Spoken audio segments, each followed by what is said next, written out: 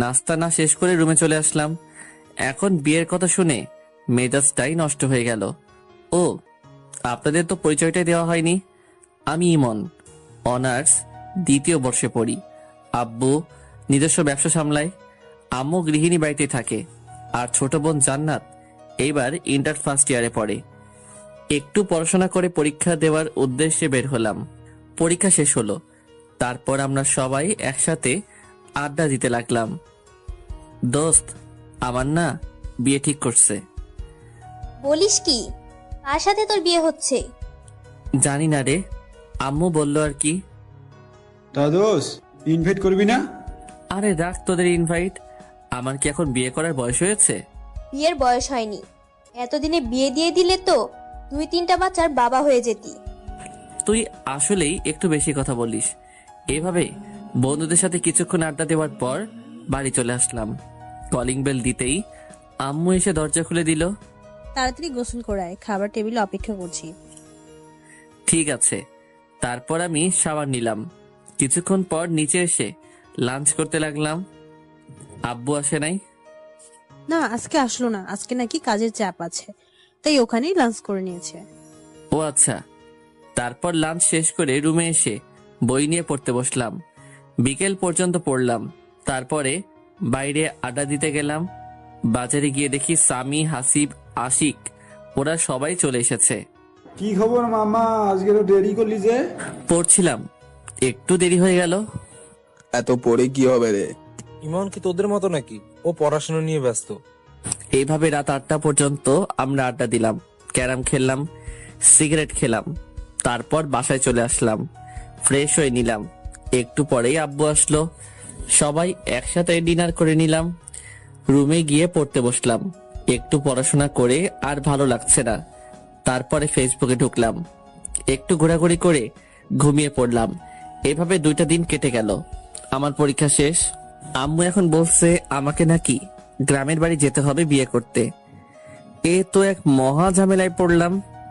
আম্মু, এখন বিয়ে না করলে হয় না? না, হয় না, তোকে বিয়ে করতে হবে। আম্মু প্লিজ, এখন জোর করো না, এখন আমি বিয়ে করতে পারবো না। এত বেশি কথা বলিস কেন? তোর বাবা বিয়ে ঠিক করেছে, বিয়ে তোকে করতে হবে। তাড়াতাড়ি রেডি হয়ে নে, গ্রামের বাড়িতে যা। তারপর আম্মু আব্বু আমাকে একরকম জোর করে গ্রামের বাড়িতে নিয়ে যাওয়ার জন্য রাজি করালো। রাজশাহী শহর থেকে আমাদের গ্রামে যেতে প্রায় 3 ঘন্টার মতো সময় লাগে। আমরা ট্রেনে করে গ্রামের বাড়িতে যাচ্ছি। আমার মনটা একদম খারাপ। আমাকে জোর করে বিয়ে দিয়ে দিচ্ছে, একেবারে বাল্যবিবাহ। 4 ঘন্টা পর আমরা আমাদের গ্রামে পৌঁছালাম। অনেকদিন পর গ্রামে আসছি। পড়াশোনার জন্য গ্রামে তেমন আশাই হয় না। গ্রামের পরিবেশ আমার খুব ভালো লাগে। চাচা আমাদের জন্য গাড়ি পাঠিয়ে দিয়েছে। 30 মিনিটের রাস্তা পেরোনোর পরেই আমরা চাচার বাড়িতে পৌঁছে গেলাম, মানে আমাদের বাড়িতেই। দেখলাম আমাদের গ্রামের বাড়িটা খুব সুন্দর করে সাজানো হয়েছে। আমি তো কিছুই বুঝতে পারলাম না। আমি আম্মু আব্বুর পেছনে পেছনে ভিতরে ঢুকলাম। আমার দিকে সবাই এভাবে তাকিয়ে আছে কেন? আর বাড়ি ভর্তি এত আত্মীয় স্বজন কেন এসেছে? আমি আম্মুকে ডাক দিলাম, এসব কি হচ্ছে? আমি তো কিছুই বুঝতে পারছি না। কি বুঝবি তুই? তোমরা আমাকে তো জোর করে বিয়ে দেওয়ার জন্য নিয়ে আসলে, তাহলে চাচার বাড়িতে এত সব আয়োজন কিসের? আমি তো কিছুই বুঝতে পারছি না। নীলার সাথে তোর বিয়ে ঠিক হয়েছে। আম্মু, মজা করো না তো। কার সঙ্গে বিয়ে ঠিক হয়েছে বলো তো তুমি? তো চাচার মেয়ে নীলার সাথে তোর বিয়ে ফাইনাল। না, এ হতে পারে না। ওর মতো একটা পিচ্চি মেয়েকে আমি বিয়ে করতে পারবো না। আর ও তো আমার চাচাতো বোন হয়, ওর সাথে কি আমার বিয়ে হয় নাকি? তোকে এত কথা বলা লাগবে না, আগামীকালকে তোদের বিয়ে, এখন তুই প্রস্তুত হয়ে নে। আম্মু, তোমরা না আমার নিজের লোক, তোমরা আমার সাথে এরকম করতে পারলে? শোন, যেটা ভালো হয় সেটাই আমরা করছি। নীলা খুব ভালো মেয়ে, ওকে বিয়ে করলে তুই সুখে থাকতে পারবি।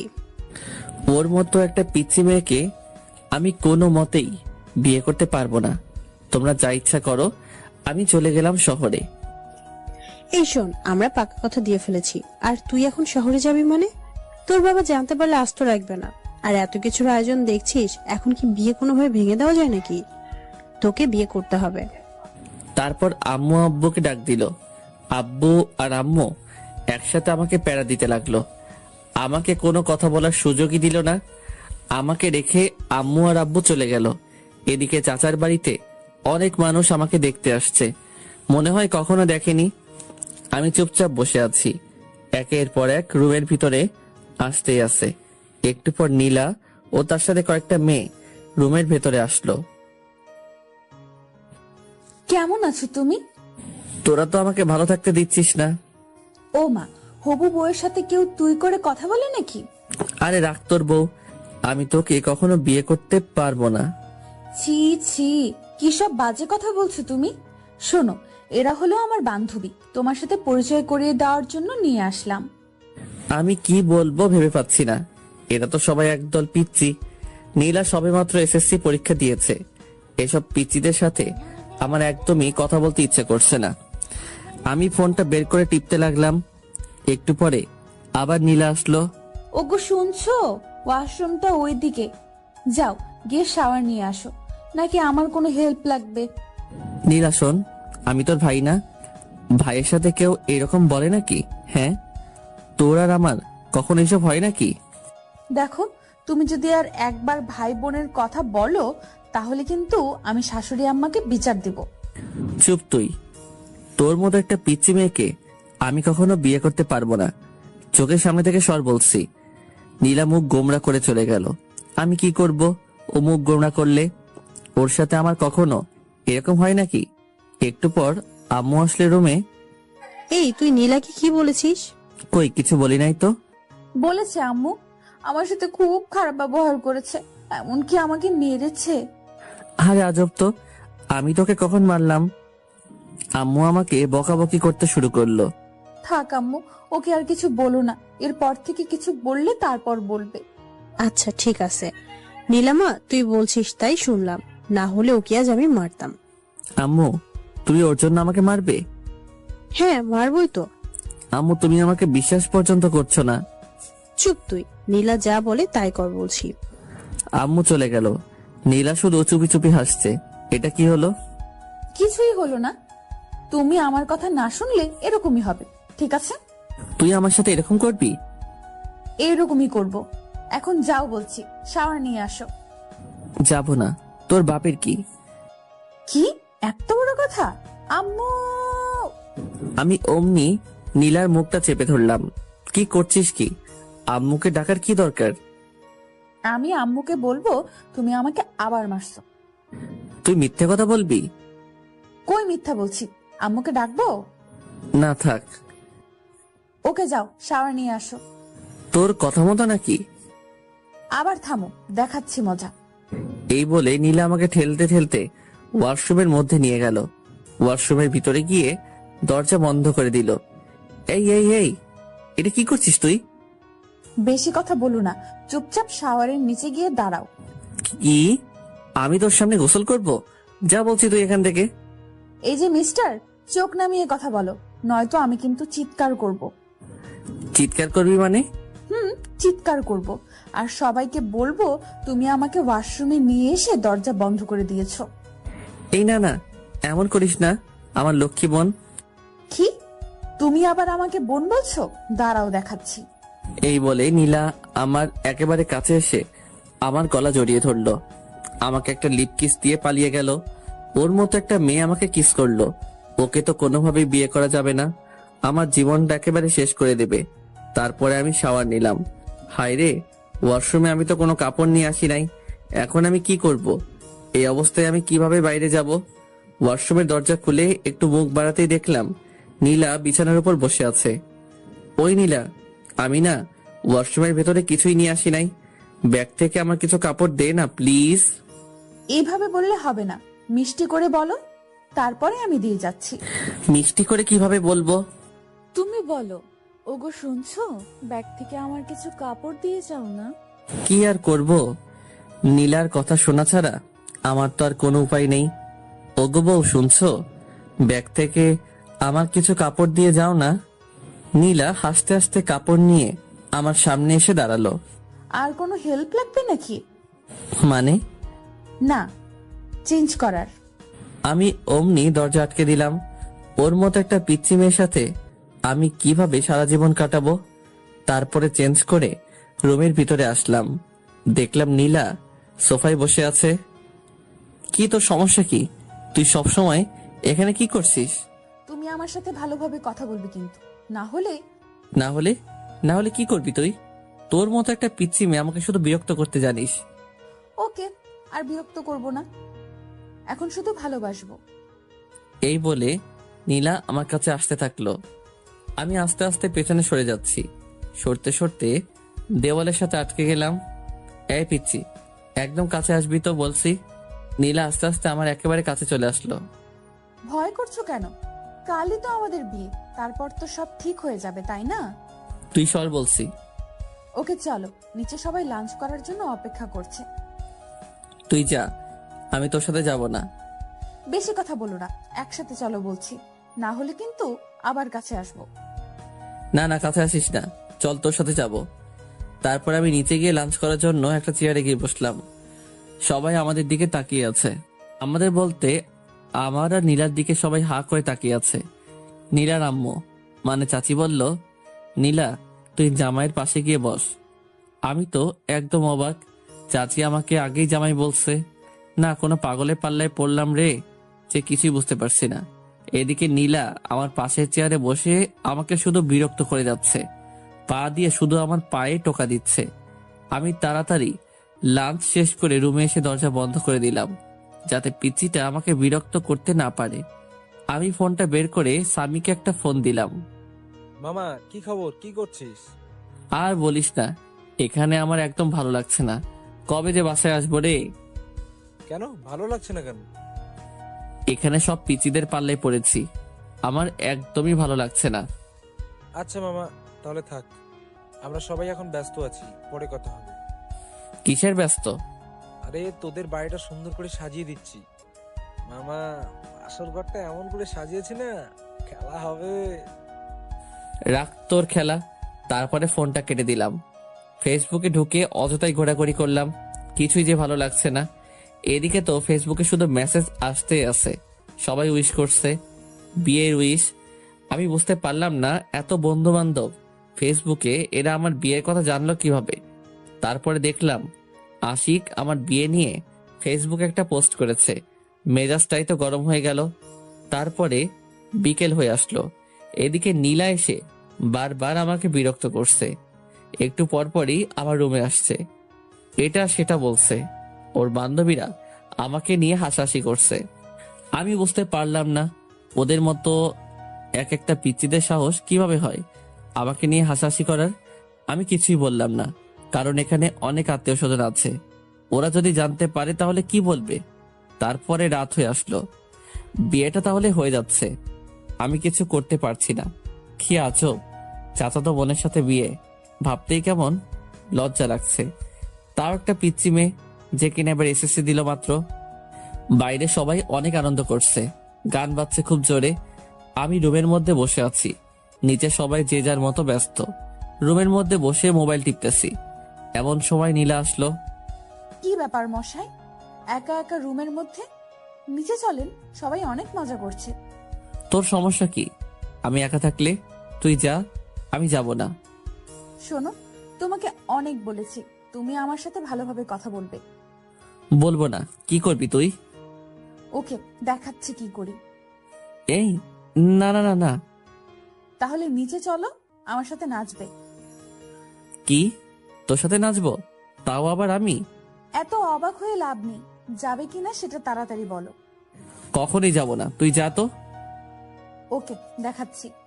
এই শোন, আমার না এত জোরে আওয়াজ একদম পছন্দ না। জোরে সাউন্ড হলে আমার মাথায় সমস্যা হয়, তার জন্যই আমি নিজে যেতে চাচ্ছি না আর কি।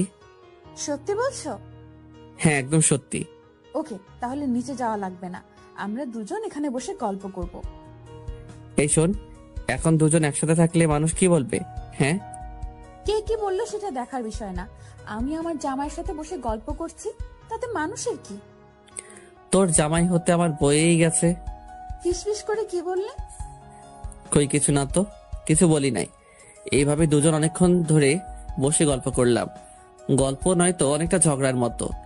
এই নীলা শোন, আমার না এখন ঘুম পাচ্ছে, অনেক রাত হয়ে গেছে। তুই এখন যা, আমি ঘুমাবো। আর একটু থাকি না, কেন? তোমার সাথে কথা বলতে খুব ভালো লাগে। আচ্ছা, অনেক কথা বলেছিস, এখন যা, আমি ঘুমাবো। নীলা আমাকে একটা কিস করে চলে গেল। আমি এই পিচিটার জ্বালায় আস্তে আস্তে শেষ হয়ে যাচ্ছি। কি করেছে এই পিচির হাত থেকে রেহাই পাবো বুঝতে পারছি না। সকালে আম্মুর ডাকে ঘুমটা ভাঙলো। দেখলাম আম্মু আর জান্নাত এসেছে আমার রুমে। কখন উঠবে? আজ না তোর বিয়ে? বিয়ে হয়েছে তো কি হয়েছে, এত সকালে কেউ ঘুম থেকে উঠে নাকি? এখানে কত মানুষ, তুই যদি এত দেরি করে ঘুম থেকে উঠিস তাহলে সবাই কি বলবে? তোকে নিয়ে হাসাহাসি করবে যে। আচ্ছা যাও, উঠছি। তারপর আমি উঠে ফ্রেশ হয়ে নিলাম। একটু পর আবার সেই প্যারার আগমন রুমে। শুভ সকাল। অশুভ সকাল? অশুভ মানে? তোকে এত বুঝতে হবে না। তুমি আমার সাথে এভাবে কেন কথা বলো? তোর মতো একটা পিচির সাথে কিভাবে কথা বলবো শুনি? একটু মিষ্টি করে কথা বলা যায় না? সবার সাথে যেভাবে কথা বলো আমার সাথে সেইভাবে কথা বলবে। কি দরকার? আচ্ছা, আম্মুকে ডাকি। কথায় কথায় এভাবে ভয় দেখানো কিন্তু ঠিক না। আমি তোর চেয়ে অনেক বড়, আমার সাথে ভালোভাবে কথা বলবি। আমি তো ভালোভাবে কথা বলতে চাই, তুমি তো আমার সাথে ভালোভাবে কথা বলো না। তুমি আমার সাথে ভালোভাবে কথা বললে আমি আমার আম্মুর ভয় দেখাবো না। ঠিক আছে। এখন চলো, ব্রেকফাস্ট করবে। তোর সাথে ব্রেকফাস্ট করব না, তুই কালকে আমাকে অনেক জ্বালিয়েছিস। আচ্ছা, আজকে একটুও জ্বালাবো না, চলো তুমি। সত্যি তো? হ্যাঁ সত্যি, চলো। তারপর ব্রেকফাস্ট করে নিলাম। রুমের মধ্যে বসে আছি, ছাদে যাচ্ছি, ফোন টিপছি। এভাবে দুপুর হয়ে আসলো। বিয়ের আয়োজন শুরু হয়ে গেল। আমি একটা সাদা পাঞ্জাবি পরেছি, একেবারে বুড়া বুড়া লাগছে। সাদা পাঞ্জাবি আমি আগে কখনো পরি নাই। আজকে আম্মু অনেক জোরাজোরি করলো তাই পরলাম। আর বিয়েতে নাকি সাদা কাপড় পরতে হয়। একটু পরে কাজী সাহেব বিয়ে পড়াতে শুরু করলো। আমি চুপচাপ বসে আছি, সবাই ছবি তোলা নিয়ে ব্যস্ত। এদিকে শহর থেকে আমার বন্ধু বান্ধব এবং আব্বুর অনেক বন্ধু বান্ধব, অনেকেই আমার বিয়েতে। বিয়ের কার্যক্রম একেবারে শেষ, এখন বাড়িতে যাওয়ার পালা। চাচা চাচি নীলাকে আমার হাতে তুলে দিল। তারা অনেক কান্নাকাটি করছে, নীলাও অনেক কান্নাকাটি করছে। আমার তো একটু একটু হাসি পাচ্ছে। যাই হোক, চুপচাপ দাঁড়িয়ে থাকলাম। একটু পর আমরা আমাদের বাড়িতে যাওয়ার জন্য রওনা দিলাম। অনেক দূরের রাস্তা, যেতে যেতে প্রায় সন্ধ্যা পেরিয়ে যাবে। নীলা আমার পাশের সিটে বসে আছে, একটু পর পর আমার দিকে তাকাচ্ছে আর হাসছে। আমি তো পিচিটার কাহিনী দেখে একেবারে অবাক, কখনো কাঁদছে কখনো হাসছে, কিছুই বুঝতে পারছি না। কিছু দূর যাওয়ার পরে নীলা আমার কাঁধে মাথা রেখে ঘুমিয়ে পড়ল। এই প্রথম নীলার মুখের দিকে ভালো করে তাকাইলাম। বাহ, পিচ্চিটাকে দেখতে কিন্তু খুব সুন্দর লাগছে, একেবারে বউ বউ লাগছে। এই আমি কি সব ভাবছি, নীলার মতো একটা পিচ্চি মেয়েকে নিয়ে? ওকে তো আমি কোনোদিনও বউ হিসেবে মেনে নিব না। আমি কি সব আজে বাজে চিন্তা করছি। এইভাবে নানান কথা ভাবতে ভাবতে সন্ধ্যায় বাড়িতে পৌঁছে গেলাম। গাড়ি থেকে নামতেই আমি রীতিমতো অবাক। ওয়াও, আমাদের বাড়িটাকে দেখতে কি সুন্দর লাগছে, কি সুন্দরভাবে লাইটিং করা হয়েছে। বাড়িটার সৌন্দর্য দেখে আমি মুগ্ধ হয়ে যাচ্ছি। বাড়ি দেখতে দেখতেই ভেতরে চলে আসলাম। আমি আমার রুমে যাব, অমনি দেখলাম দরজায় একটা তালা ঝুলানো। তারপরে দেখলাম সামি, আশিক, হাসিব সবাই দরজার সামনে চলে আসলো। কি খবর? এই সন্ধ্যায় বাসর ঘরে যাওয়ার জন্য এত আগ্রহ?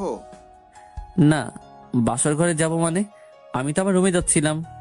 বুঝেছি ভাই, আমাদের আর বোঝাতে হবে না, আর একটু ধৈর্য ধরে অপেক্ষা কর ভাই। আমি কোনো কথা না বলে পাশের রুমে ফ্রেশ হতে চলে গেলাম। আম্মু এসে আমাকে আরেকটা পাঞ্জাবি দিল, বলল তুই এই পাঞ্জাবিটা পর। আম্মু, সাদা কালারের পাঞ্জাবি পরতে একদম ভালো লাগে না। আমি এখন পাঞ্জাবি পরবো কেন? আমি এখন টি শার্ট পরবো। বাসুরাতে কেউ টি শার্ট পরে নাকি? আচ্ছা তুই থাম, আমি সাদাটা চেঞ্জ করে অন্য একটা কালারের পাঞ্জাবি নিয়ে আসছি। আচ্ছা ঠিক আছে। ফ্রেশ হয়ে বন্ধুদের সাথে আড্ডা দিতে লাগলাম। সবাই মিলে অনেক মজা করছি। সবাই তো শুধু বাসর ঘর করছে। আমার তো শুনতে একদমই ভালো লাগছে না। রাত 11টা বেজে গেল। আম্মু আব্বু এসে আমাকে বকাবকি করতে শুরু করে দিল। তোর বুদ্ধি বলতে কিছুই নেই। এখন রাত 11টা বেজে গেছে আর তুই এখনো বসে আছিস? যা তাড়াতাড়ি রুমে যা। মাথা নিচু করে চুপচাপ রুমে যাচ্ছি। দরজার সামনে যেতেই স্বামী আমার কাছে আসলো। মামা, বালিশের নিচে রাখা আছে। তোর শালা শত সামনে থেকে।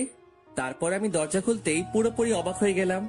রুমটা এত সুন্দর করে সাজানো আমি কিছুতেই বোঝাতে পারবো না। আমি এদিকে ওদিকে ঘুরে রুমটা দেখতে লাগলাম। বিছানাটাও খুব সুন্দর করে সাজানো। চোখ পড়লো নীলার দিকে।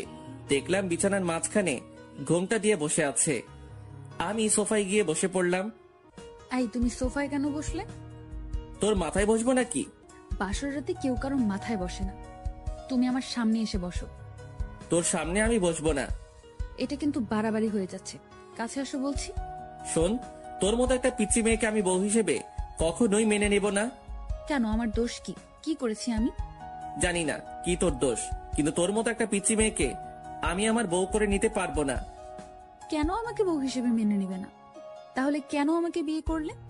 আব্বু আম্মুর জোরাজোরিতে তোকে বিয়ে করেছি, না হলে কখনোই তোর মতো পিচ্চিকে আমি বিয়ে করতাম না। বিয়েটা কি একটা ছেলে খেলা পেয়েছো নাকি, যে তুমি তোমার আব্বু আম্মুর জোরাজোরিতেই আমাকে বিয়ে করবে আর আমার জীবনটা নষ্ট করে দেবে? তোর জীবন নষ্ট করতে চাইনি। বিয়ে করেছো আর এখন বলছো বউ হিসেবে মানি না? দেখাচ্ছি তোমায়। নীলা বিছানা থেকে নেমে আমার কাছে আসছে। দেখ পিচ্চি, একদম আমার কাছে আসার চেষ্টা করবি না, না হলে কিন্তু খবর আছে। কি করবে তুমি শুনি? মারবো তোকে। আম্মু, আম্মু, তোমার ছেলে আমাকে মারছে। এই পিচ্চি, চিৎকার করছিস কেন? আমি তোকে কখন মারলাম? মারতে চেয়েছো তো নাকি? মারতে চেয়েছি কিন্তু মারি নাই তো। আচ্ছা তোকে মারবো না, এখন আমি ঘুমাবো। আর একটা কথাও বলবি না। ওই, বাসর রাতে কেউ ঘুমায় নাকি? আর তুমি বিছানায় চলো। সোফায় কেন বসে আছো? তোর কাছে আমি যাব না, আমার থেকে দূরে থাকবি। কি দূরে থাকবো? দাঁড়াও দেখাচ্ছি। এই বলে নীলা আমার কোলে এসে বসলো। এই পিচ্চি, কি করছিসটা কি? ওঠ বলছি। উঠবো না, আর তুমি এত কথা বলবে না, না হলে কিন্তু আমি চিৎকারও করব, তখন বুঝবে কি হয়। না, চিৎকার করিস না। তারপরে নীলা আমার হাত ধরে আমাকে বিছানায় নিয়ে গেল। তোর সঙ্গে একসাথে ঘুমাতে পারবো না। ঘুমাতে কে বলছে? তাহলে দেখবে। কি দেখবো? এই বলে নীলা আমাকে ধাক্কা দিয়ে বিছানায় ফেলে দিল। তারপরে আমার বুকের উপরে উঠে গলা জড়িয়ে ঠোঁটে ঠোঁট লাগিয়ে দিল। নীলা আমার বুকের উপরে থাকায় আমি কিছুতেই ওকে নামাতে পারছি না, আর এদিকে কিছু বলতেও পারছি না, কারণ চার ঠোঁট একসাথে বন্দী হয়ে আছে। অনেকক্ষণ পর নীলা আমাকে ছাড়লো। দুজনেই অনেক হাঁপাচ্ছি, কেউ কোনো কথা বলতে পারছি না। একটু পরে নীলা আমার বুকের উপর মাথা রেখে শুয়ে পড়লো। এই পিচ্চি, তোকে অনেকক্ষণ থেকে সহ্য করছি, এখন আমার উপর থেকে নাম বলছি। শোনো, তুমি বেশি কথা বলবে না বলছি, না হলে কিন্তু আমি আম্মুর কাছে বিচার দিব, আর তারপরে কি হবে তুমি ভালোভাবেই বুঝতে পারছো। আমি আর কোনো কথা বললাম না, কারণ কথা বলার কোনো রাস্তা নেই। সব রাস্তা এই পিচি শয়তানি আটকে দিয়েছে। আমি শুধু ভাবছি এই পিচির হাত থেকে কিভাবে রেহাই পাবো। আল্লাহ, তুমি আমাকে এর হাত থেকে বাঁচাও। আমি আর পারছি না, এইটুকু একটা মেয়েকে কিভাবে নিজের বউ করে নেব বুঝতে পারছি না, তাও আমার চাচাতো বোন। মেনে নেওয়া একেবারে অসম্ভব। এই নীলা, এবার আমার উপর থেকে নাম, নেমে ঘুমা, অনেক রাত হয়েছে। বাসর রাতে কেউ ঘুমায় না। ওকে, আমার উপর থেকে নাম, আমার অনেক ভারী লাগছে তো। তারপরে নীলা আমার উপর থেকে নামলো, কিন্তু ছাড়লো না, মানে পাশ কাটিয়ে আমাকে জড়িয়ে ধরে আছে। দেখ নীলা, অনেক জার্নি করেছি, আমার ভীষণ টায়ার্ড লাগছে, আমাকে ঘুমাতে হবে, না হলে অসুস্থ হয়ে পড়বো। আরো অনেক কিছু বাকি আছে, আর তুমি এখনই ঘুমাবে? মানে বসো না, তুমি তো অনেক বড়, আমাকে পিচ্চি বলো, আর তুমি বুঝো না? আমি এইটুকু মেয়ের কথা শুনে একেবারে অবাক হয়ে যাচ্ছি। নীলা দেখ, জোর করে ভালোবাসা পাওয়া যায় না। আমি জোর করে আমার স্বামীর ভালোবাসা আদায় করে নিব। আমি পাশ কাটিয়ে অন্যদিকে ঘুরলাম। নীলা আমাকে পেছন থেকে জড়িয়ে ধরছে। নীলা হয়তো আমার আদর পাওয়ার জন্য অপেক্ষা করছে, কিন্তু আমি এই পিচ্চি মেয়েটাকে কিছুতেই বউ হিসেবে মানতে পারছি না। নীলা নড়াচড়া করছে, আমি চুপচাপ শুয়ে আছি। একটু পর পর আমাকে ছাড়ছে, আবার জড়িয়ে ধরছে। অনেকক্ষণ পর লক্ষ্য করলাম নীলা আর নড়ছে না, হয়তো ঘুমিয়ে পড়েছে। আমিও এটা সেটা ভাবতে ভাবতে ঘুমিয়ে পড়লাম। সকালে ঘুম থেকে উঠে আমি নীলাকে দেখে চমকে উঠলাম। কি যে বলবো বুঝতে পারছি না। নীলার শাড়ি একেবারে এলোমেলো হয়ে আছে। আমি তো প্রথমবার দেখে ভীষণ লজ্জা পেয়েছি। এইটুকু একটা পিচ্চি মেয়ে যে কিনা নিজের শাড়ি সামলাতে পারে না, সে আমাকে কিভাবে সামলাবে? আমি অন্যদিকে তাকিয়ে নীলার শাড়িটা ওর গায়ের উপর দিতেই ও আমার হাত চেপে ধরলো। আমি বুঝতে পারলাম ও মজা করছে, মানে জেগে আছে। হাত ছাড় বলছি। চলো, তোমার জন্য অপেক্ষা করছিলাম। কোথায় যাব? গোসল করতে। আমি এত সকালে গোসল করি না। এখন থেকে প্রতিদিন সকালে গোসল করতে হবে। বললাম তো আমি সকালে গোসল করি না, তুই যা। এই, রাতে কি করলে ভুলে গেছো? এখন গোসল করবে না বললেই হবে? চলো বলছি। এই ওয়েট, রাতে কি করলাম মানে? তুই কি বলতে চাচ্ছিস? ওসব কথা আমি বলতে পারবো না, তুমি তাড়াতাড়ি গোসল করবে, চলো। এই বলে নীল আমাকে টানতে টানতে ওয়াশরুমের মধ্যে নিয়ে গেল। আমি তো একেবারে ভেবাচেকা খেয়ে গেলাম। নীলের সাথে এসব কি করলাম আমি, ভাবতে লজ্জা লাগছে। নীলা শাওয়ার ছেড়ে দিল, অমনি আমার ধ্যান ভেঙে গেল। এই কি করছিসটা কি? কেন, গোসল করছি। তাই বলে দুজন একসাথে? তুই বাইরে যা। এই শোনো, এখন থেকে দুইজন একসাথে গোসল করব, ঠিক আছে? না, একসাথে কখনোই গোসল করব না। তুই বের হয়ে যা বলতেছি। নীলা আমাকে জড়িয়ে ধরলো। দুজনেই কাক ভেজা হয়ে ভিজে গেছি। তারপরে নীলা আমাদের কাপড়গুলো ছাদে শুকাতে দিয়ে আসলো। আমি রুমের মধ্যে বসে আছি। একটু পর নীলা আসলো, এসে চিরুনি করতে লাগলো। নীলা একটু পর পর আমার দিকে তাকাচ্ছে আর হাসছে। আমি তো শুধু রাতের কথাই ভাবতেছি, কি করলাম এগুলা। জান্নাত রুমের মধ্যে আসলো। ভাইয়া, তোমরা নিচে চলো, ব্রেকফাস্ট করার জন্য সবাই বসে আছে। তারপরে আমরা তিনজন একসাথে নিচে গেলাম, গিয়ে ব্রেকফাস্ট করতে লাগলাম। আম্মু খাবার সার্ভ করে দিচ্ছে। বড় আম্মু, এগুলো আমাকে দাও, আমি সার্ভ করে দিচ্ছি। তুমি বরং বসে পড়ো, একসাথে খেয়ে নাও। এই পাগলি মেয়ে, এখন তো আমি তোর বড় আম্মু নই, এখন আমাকে শুধু আম্মু বলে।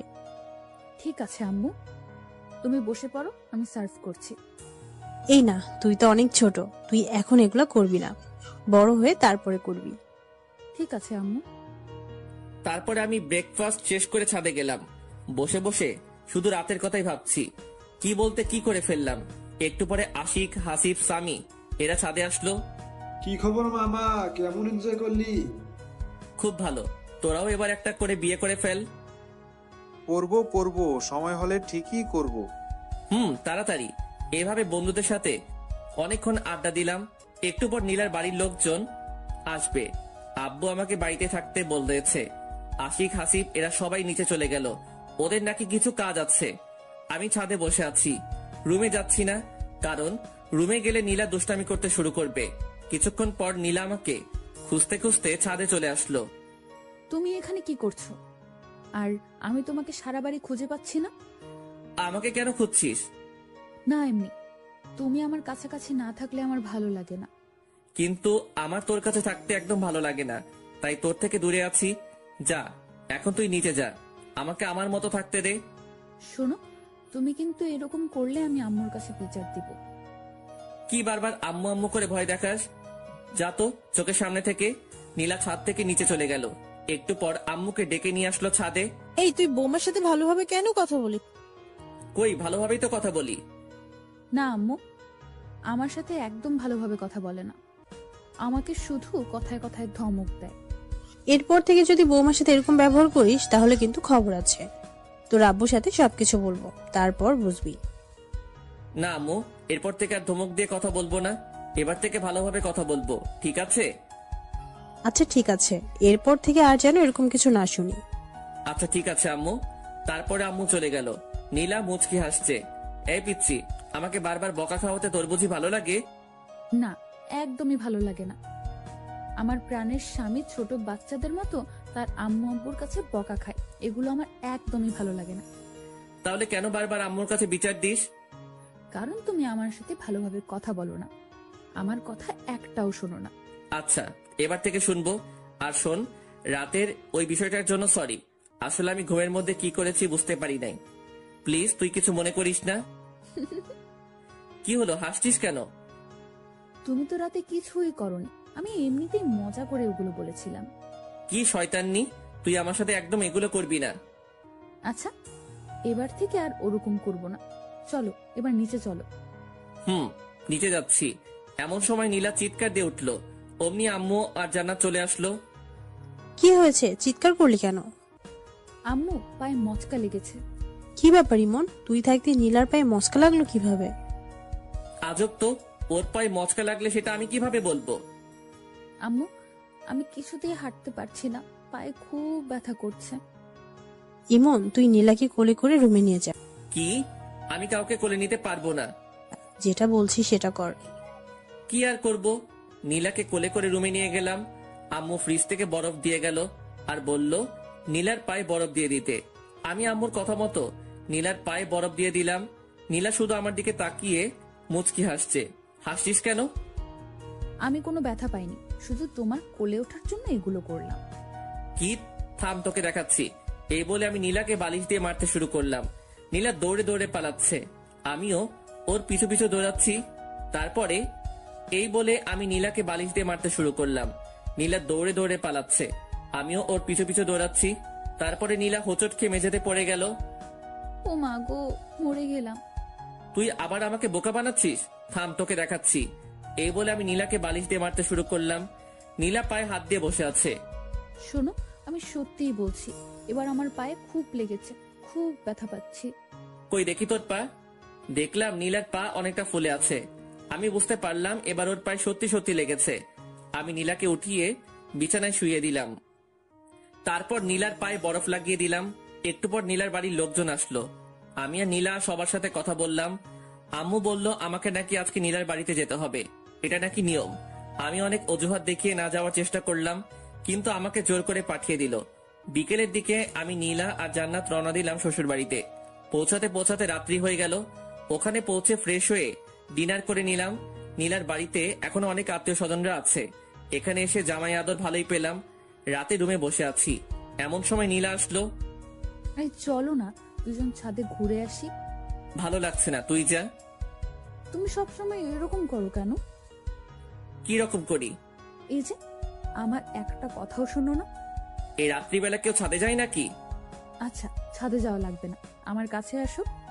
তোর কাছে যাবো মানে? আমার কাছে আসো, আমি তোমাকে আদর করব। এই আমি কি ছোট নাকি যে আমাকে আদর করা লাগবে? আর তোর আদর নেওয়ার ইচ্ছা আমার নেই। ইচ্ছা না থাকলেও নিতে হবে। তুমি আমার স্বামী, আমি সবকিছু করতে পারি। এই বলে নীলা আমার দিকে এগিয়ে আসতে লাগলো।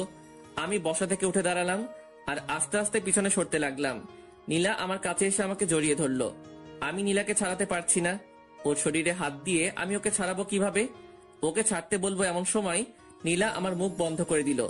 এখন শুধু শব্দ করতে পারছি, এর বেশি কিছু বলতে পারছি না। একটু পর নীলা ওর ঠোঁট সরিয়ে নিল আর আমার বুকে মাথা লুকালো। আমাকে খুব শক্ত করে জড়িয়ে ধরলো।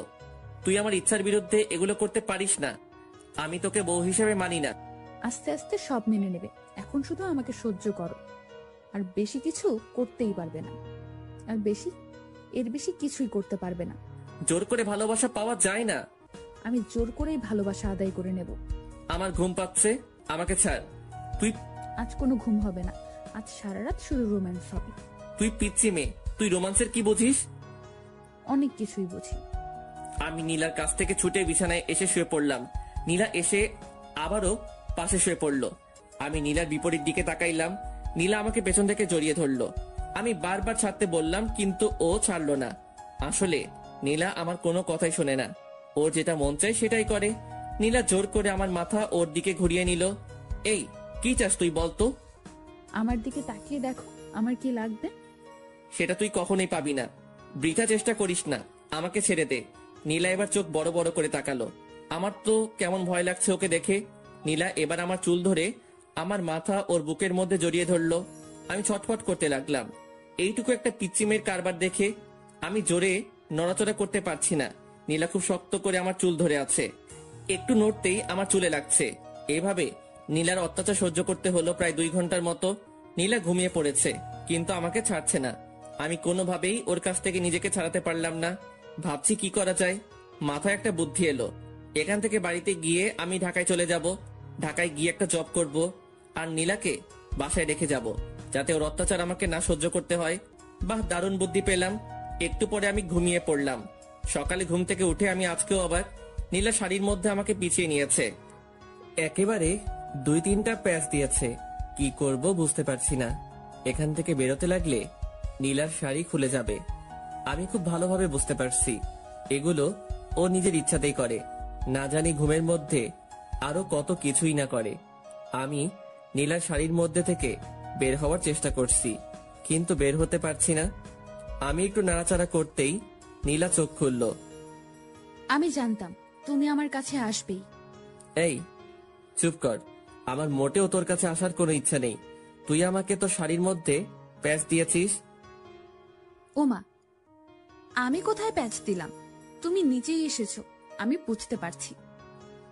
এই চুপ, আর একটা কথা বলবি না, আমাকে বের হতে দে। তারপরে নীলা ওর শাড়ি খুলে ফেললো। আমি চুপচাপ বিছানা থেকে উঠে ওয়াশরুমে গেলাম। আমি ফ্রেশ হয়ে আসলাম। তারপরে নীলা ফ্রেশ হতে গেল। একটু পরে নিচে গেলাম ব্রেকফাস্ট করতে। ব্রেকফাস্ট করছি এমন সময় চাচি বলল, এখন তো আর চাচি না, এখন আমার শাশুড়ি আম্মা। ইমন, তুমি তো আর গ্রামে আসো না, আজকে নীলার সাথে গ্রামটা ঘুরে দেখো, ঠিক আছে? আচ্ছা ঠিক আছে। আমি কি ভাইয়ের সাথে যেতে পারি না? অবশ্যই, তুমিও যাবে, একসাথে সবাই গ্রামটা ঘুরে দেখবে। আচ্ছা ঠিক আছে, আমরা এখনই যাব। তারপর ব্রেকফাস্ট শেষ করে আমরা তিনজন বেরিয়ে পড়লাম গ্রামটা ঘুরে দেখতে। গ্রাম আমার ভীষণ ভালো লাগে। এখানকার পরিবেশটা কত সুন্দর, কোনো শব্দই নেই। গ্রামের পাশে একটা নদী আছে, নদীর পাশ দিয়ে ঘুরে বেড়াচ্ছি। নদীর সৌন্দর্য অনেক, দুপাশে অনেক কাশফুল। এইভাবে নীলার অত্যাচার আর সকালে বিকেলে গ্রামের সৌন্দর্য দেখে দেখে 2টা দিন কেটে গেল। আজ সকালে আমরা শহরে যাব। সবাই নিজ নিজ রেডি হচ্ছি। সবার কাছ থেকে বিদায় নিয়ে রওনা দিলাম শহরের উদ্দেশ্যে। আমাদের বাসায় পৌঁছাতে পৌঁছাতে দুপুর পেরিয়ে গেল। বাসায় এসে ফ্রেশ হয়ে নিলাম। আম্মু লাঞ্চ করার জন্য ডাকলো, কিন্তু লাঞ্চ করলাম না, অনেক টায়ার্ড, তাই সরাসরি রুমে গিয়ে ঘুমিয়ে পড়লাম। বিকেলের দিকে ঘুম ভাঙলো। ঘুম ভাঙতে দেখলাম আমার পাশে নীলা ঘুমিয়ে আছে। আমি উঠে ফ্রেশ হয়ে নিলাম। তারপরে বাইক নিয়ে বেরিয়ে পড়লাম। অনেক দিন থেকে বন্ধুদের সাথে আড্ডা দেওয়া হয়নি। আমি বাজারে পৌঁছালাম। বাড়ি থেকে বের হওয়ার সময় সবাইকে ফোন দিয়ে চলে আসতে বলেছি, কিন্তু এখনো কেউই আসেনি। কিছুক্ষণ অপেক্ষা করার পর আশিক আসলো। কি খবর, কেমন আছিস? এই তো ভালো আছি, তুই কেমন আছিস? বিয়ে করে তো আমাদের ভুলে গেলি। আরে না, তোদের সবাইকে খুব মিস করি। ও আচ্ছা, ভাবির কি খবর, কেমন আছে? হ্যাঁ ভালো আছে। এভাবে দুজনে বসে গল্প করছি। কিছুক্ষণ পর হাসিব আর সামি আসলো। আমরা 4 জন ক্যারাম খেলতে শুরু করলাম। আমরা নিয়মিত ক্যারাম খেলি। কিছুদিন না খেলায় আমি তেমন খেলতে পারছি না। ক্যারাম খেলছি আর সিগারেট টানছি। কখন যে রাত হয়ে গেছে বুঝতেই পারি নাই। আমরা সবাই যে যার বাসায় চলে আসলাম। আমার বাসায় পৌঁছাতে পৌঁছাতে রাত 9টা বেজে গেল। কলিং বেল দিলাম, আম্মু এসে দরজা খুলে দিল। আচ্ছা তোমরা যাও, আমি ফ্রেশ হয়ে আসছি, তারপরে আমি ওয়াশরুমে যাব। এমন সময় নীলা এসে সামনে দাঁড়ালো। কি সমস্যা তোর, সামনে দাঁড়িয়েছিস কেন? তুমি কোথায় গিয়েছিলে আমাকে না বলে? কোথায় যাব না যাব সেটা কি তোকে বলে যেতে হবে নাকি? আই ওয়েট, তুমি কি খেয়েছো? কি খেয়েছি মানে? তুমি স্মোক করো, সিগারেটের গন্ধ বের হচ্ছে। শর্ত সামনে থেকে। আমি নীলার পাশ কাটিয়ে ওয়াশরুমে গেলাম। তারপরে ফ্রেশ হয়ে নিচে গেলাম ডিনার করতে। দেখলাম আম্মু, আব্বু, জান্নাত, নীলা সবাই বসে আছে আমার জন্য, একসাথে ডিনার করবে। তাই আমি গিয়ে বসে পড়লাম। আম্মু খাবার সার্ভ করতে শুরু করলো। আম্মু, তুমিও বসে পড়ো, আমাদের সাথেই খাবে। আচ্ছা ঠিক আছে, বসছি, তোরা খেতে শুরু কর। আব্বু, আমার কিছু কথা ছিল। হ্যাঁ বলো। আব্বু, আমি এখন জব করব। অনেক তো বসে থাকলাম, এখন একটা কোনো কাজ করি। তাছাড়াও এখন তো বিয়ে করেছি, একটা জব করা দরকার।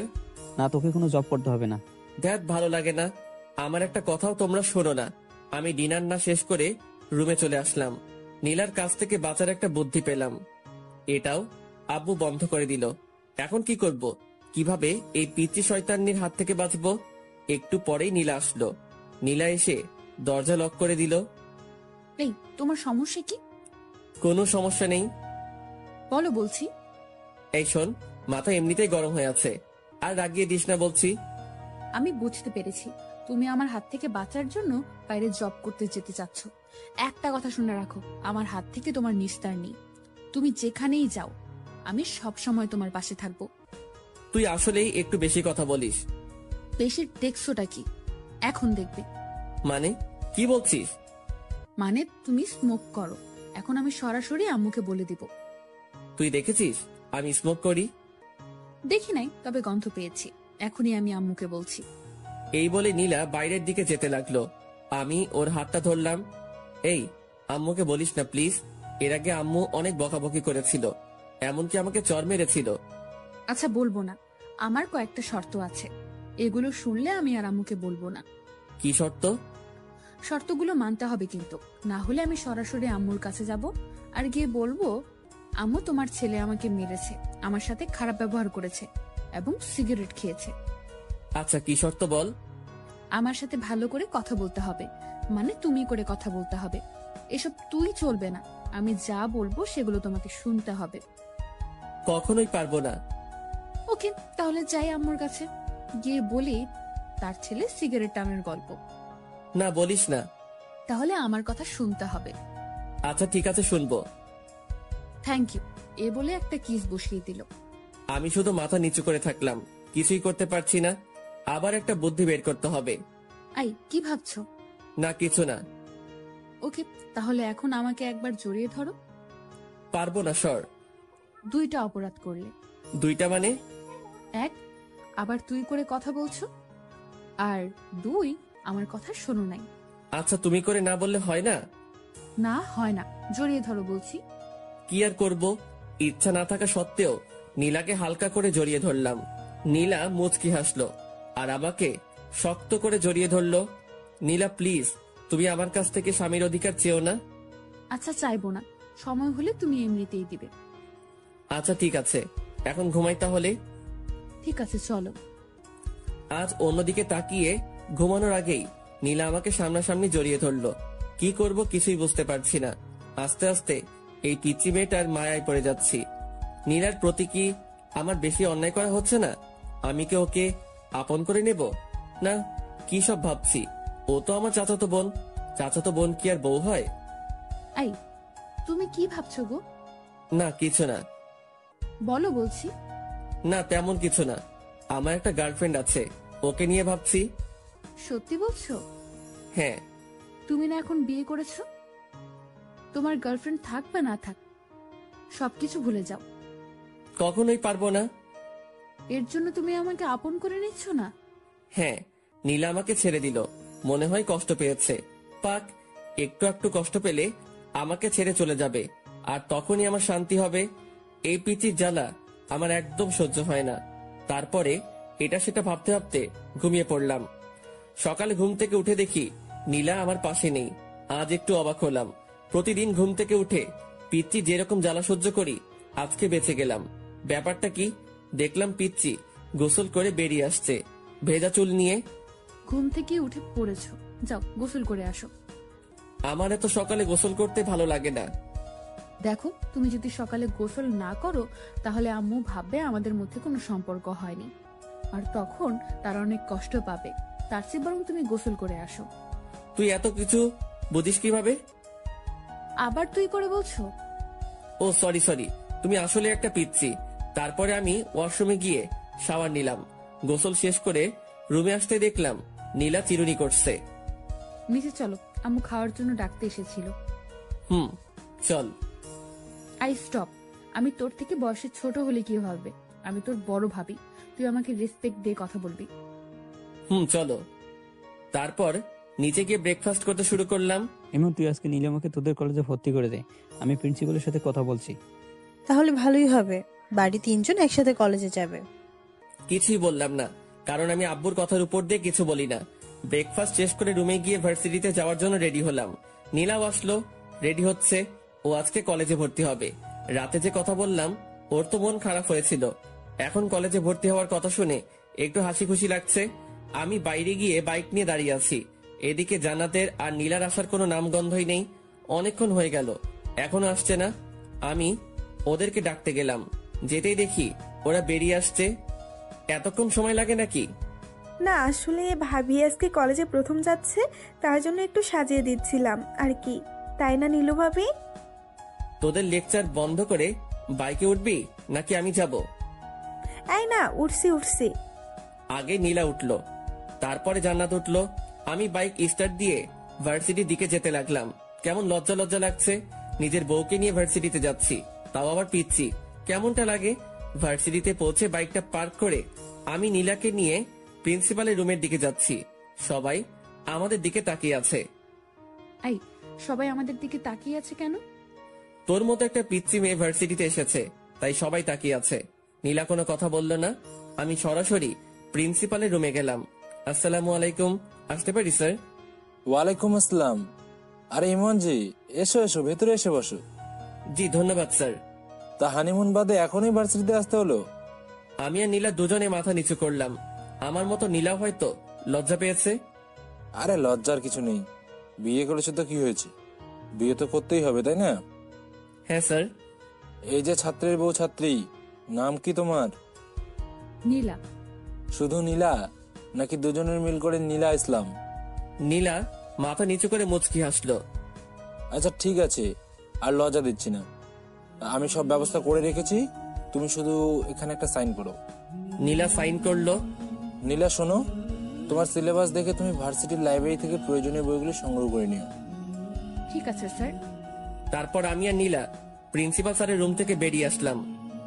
এই শোনো, আমাকে আমার ক্লাসটা দেখিয়ে দাও। ওইদিকে যা। ওইদিকে বললে হবে না, আমাকে পৌঁছে দিয়ে আসো। আমি নীলাকে ওর ক্লাসরুমের দিকে এগিয়ে দিলাম। ভার্সিটির সব ছেলে মেয়ে আমাদের দুজনের দিকে তাকিয়ে আছে। তাকাবেই না কেন? আজ পর্যন্ত আমার পাশে আমার 2-3টা বান্ধবী ছাড়া অন্য কাউকে দেখিনি। আজ হঠাৎ করে আমার পাশে নীলাকে দেখে হয়তো সবাই তাকিয়ে আছে। আমি নীলাকে ওর ক্লাসরুমটা দেখিয়ে দিলাম। তারপরে আমি সরাসরি আমাদের আড্ডা দেওয়ার জায়গায় চলে গেলাম। আমাকে দেখে সবাই চমকে উঠলো। মামা, তুই ভার্সিটিতে? আজব ব্যাপার তো। আমারও তো একই কথা, তুই হঠাৎ ভার্সিটিতে আসলি মানে? কেন, আমার কি ভার্সিটিতে আসা বারণ আছে নাকি? না, বারণ নেই, তবে তুই মাত্র 5 দিন হলো বিয়ে করলি আর আজকে ভার্সিটিতে চলে আসলি। ভাবির সাথে রোমান্স করবি, সেটা না করে হঠাৎ ভার্সিটিতে, তাই আমরা সবাই একটু অবাক হলাম আর কি। তোরা জানিস না, তোদের ছাড়া আমার একদমই ভালো লাগে না, তাই তো ভার্সিটিতে চলে আসলাম। থাক, হয়েছে, এখন বিয়ে করেছিস, আর কদিন পর তো আমাদের চিনতেই পারবি না। এখনই চিনতে পারছি না। তা ভাবি কোথায়? পড়াশোনা করতে হবে না? হ্যাঁ, পড়াশোনা তো করাতেই হবে। আজকে তো ইন্টার ফার্স্ট ইয়ারে ভর্তি করে দিলাম। কোন কলেজে মামা? এই ইমনের বউ। ইমন যে কলেজে ইচ্ছা ভর্তি করে দেবে, তোর এত জানা দরকার কি? না, ভাবিকে দেখে শুনে রাখার দায়িত্ব তো আমাদের সবারই, তাই না? তোকে এত দায়িত্ব বহন করা লাগবে না, এখন নিজের জন্য কাউকে খোঁজে নে। আমার ভাগ্যে মনে হয় কেউ নেই। আমরা সবাই এভাবে কিছুক্ষণ আড্ডা দেওয়ার পর ক্লাস করতে গেলাম। 2টা ক্লাস করলাম, আর ভালো লাগছে না। তারপরে আমি, আশিক, হাসিব, সামি 4 জন গেলাম বাজারের দিকে। বাজারে গিয়ে ক্যারাম খেললাম, ধোয়া ছাড়লাম, আর কিছুক্ষণ আড্ডা দিলাম। একটু পরে ফোনটা বেজে উঠলো। ফোন বের করে দেখলাম জান্নাত ফোন দিয়েছে। হ্যালো ভাইয়া, তুমি কোথায়? তাড়াতাড়ি ভার্সিটির দিকে আসো, ভার্সিটি বন্ধ হয়ে গেছে, ভাবিকে কোথাও খুঁজে পাচ্ছি না। আচ্ছা ঠিক আছে, আমি এক্ষুনি আসছি। দোস্ত তোরা থাক, আমার একটু কাজ আছে, আমি যাচ্ছি। তারপর আমি বাইকে স্টার্ট দিয়ে ভার্সিটির দিকে গেলাম। ভার্সিটিতে পৌঁছে দেখলাম জান্নাত বাইরে দাঁড়িয়ে আছে। নীলা কোথায়?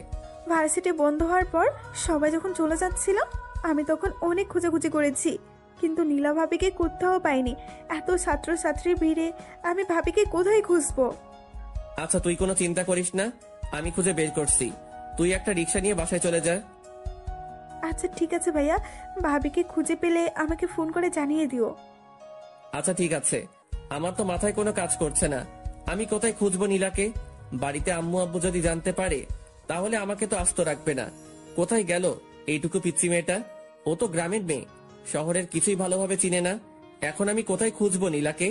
চিন্তায় আমার হাত পা ঠান্ডা হয়ে যাচ্ছে। ভার্সিটির এদিক ওদিকে একটু খোঁজাখুঁজি করলাম, কিন্তু নীলাকে দেখতে পেলাম না। আজ নীলার যদি একটা কিছু হয়ে যায় তাহলে আমি নিজেকে ক্ষমা করব কিভাবে? ভীষণ দুশ্চিন্তা হচ্ছে, কি করব আমি, কোন দিকে যাব? ফোনটা বেজে উঠলো, বের করে দেখলাম জান্নাত ফোন দিয়েছে। হ্যালো ভাইয়া, তুমি বাসায় চলে এসো, ভাবি চলে এসেছে। আচ্ছা ঠিক আছে, আসছি। যাক, এতক্ষণ একটা স্বস্তির নিঃশ্বাস ফেললাম। এই পিচি মেয়েটার জন্য কতই না চিন্তা হচ্ছিল। আজকের মতো বেঁচে গেছি। এরপর থেকে আর এমন ভুল করা যাবে না। আমি বাইকটা স্টার্ট করে রওনা দিলাম বাসার উদ্দেশ্যে। বাসায় পৌঁছাতে পৌঁছাতে 2টা বেজে গেল। কলিং বেল দিতেই জান্নাত এসে দরজা খুলে দিল। ভাইয়া, আম্মু খুব রেগে আছে কিন্তু। আমি ভেতরে চলে আসলাম। আম্মু সরাসরি আমার কাছে এসে আমার গালে একটা কষে থাপ্পড় বসিয়ে দিল। আমি চুপচাপ মাথা নিচু করে ফেললাম। এইরকম থাপ্পড় আমি মাঝে মধ্যে খাই, ব্যাপার না। তোর জ্ঞান বুদ্ধি কিছু আছে? এইটুকু একটা মেয়েকে ছেড়ে কোথায় গিয়েছিলি? ওর যদি কিছু একটা হতো তাহলে কি করতি তুই? আমি চুপচাপ মাথা নিচু করে আছি। এখন কিছু বলা যাবে না, কারণ আম্মু ইজ ফায়ার। কি হলো, চুপ করে আছিস কেন? কথা বল, ওর কিছু হলে কি করতি তুই? আম্মু, আমি একদম বুঝতে পারিনি। এরপর থেকে আর এরকম হবে না। বুঝতে পারিস নাই মানে? এত বড় হয়েছিস, তোর জ্ঞান বুদ্ধি হবে কবে? আম্মু সত্যি, এরপর থেকে আর এই রকমটা করব না। তোর আব্বু জানতে পারলে আস্ত রাখবে না। যা উপরে যা, নীলার মনটা একদম খারাপ হয়ে আছে, ওর সাথে কিছুক্ষণ কথা বল। আচ্ছা আম্মু। আমি উপরে গেলাম, দেখলাম নীলা বিছানার এক কোনায় মন খারাপ করে বসে আছে। আমি গিয়ে নীলার সামনে দাঁড়ালাম। নীলা, প্লিজ আমাকে ক্ষমা করে দে, আমি একদম বুঝতে পারিনি। ক্ষমা চাওয়ার কিছু নেই, তুমি তো আমার থেকে দূরে থাকতে চাও। না, আসলে আমি মনে করেছিলাম তুই জান্নাতের সাথে বাড়িতে চলে আসবি। প্লিজ আমাকে ক্ষমা করে দে। এরপর থেকে আমি তোকে একা রেখে আর কোথাও যাব না। অমনি নীলা এসে আমাকে জড়িয়ে ধরলো। মানে এত শক্ত করে জড়িয়ে ধরেছে বলে বোঝাতে পারবো না। মনে হচ্ছে কোনো ওয়ালের চিপায় আটকে পড়েছি। তারপরে নীলা আমাকে ঠেলতে ঠেলতে ওয়াশরুমের মধ্যে নিয়ে গেল। আমার কারোর সাথে গোসল করতে ভালো লাগে না। কারোর সাথে লাগুক বা না লাগুক, আমার সাথে লাগবে। তারপরে নীলা শাওয়ার ছেড়ে দিল। আমি আর নীলা একসাথে গোসল করছি। আমি ভালো লাগিয়ে দিচ্ছি। একবার যদি তোমার আর আমার মধ্যে স্বামী স্ত্রীর সম্পর্কটা গড়ে ওঠে, তারপর তুমি তোমার সব গার্লফ্রেন্ডকে ভুলে যাবে। এই, আমার তো কোনো গার্লফ্রেন্ড নেই। তাহলে সেদিন যে বললে আছে? এমনিতেই বলেছি। মিথ্যুক একটা। আচ্ছা ঠিক আছে, ভেজা কাপড় চেঞ্জ করো। মানে কি বলছিস? কি বলছি বুঝতে পারছো না? চেঞ্জ করো তাড়াতাড়ি। তোর সামনে? হ্যাঁ, আমার সামনে চেঞ্জ করতে হবে। মরে গেলেও পারবো না। দেখাচ্ছি তোমায়। এই, একদম না, একদম আমার কাছে আসবি না বলছি। আমি নীলাকে জোর করে ঠেলতে ঠেলতে ওয়াশরুমের বাইরে বের করে দিলাম। তারপর আমি চেঞ্জ করে নীলাকে বললাম, ভিতরে গিয়ে চেঞ্জ করে আয়। ভেতরে যাব না, এখানেই চেঞ্জ করব। তোর লজ্জা শরম বলতে কিছু নেই? তোমার সামনে আবার কিসের লজ্জা শুনি? শুধু আমার সামনে না, তোর কারো সামনে লজ্জা নেই, আমি বুঝতে পেরেছি। আচ্ছা, লজ্জা যখন নেই তাহলে দেখো। এই বলে নীলা আমার সামনে, আমি অন্যদিকে তাকাইলাম। ছি, তুই এইরকম? আমি আগে জানতাম না। নীলা আমাকে পেছন থেকে জড়িয়ে ধরে বলল, কি রকম গো? লজ্জা শরম বিবেকহীন একটা মেয়ে। আচ্ছা হয়েছে, এবার আমার চেনটা আটকে দাও। আমি অবাক হয়ে নীলার দিকে তাকাইলাম। দেখলাম নীলা একটা 3 পিস পরেছে আর আমাকে চেইন আটকে দিতে বলছে। এই শোন, এগুলো আমি পারি না।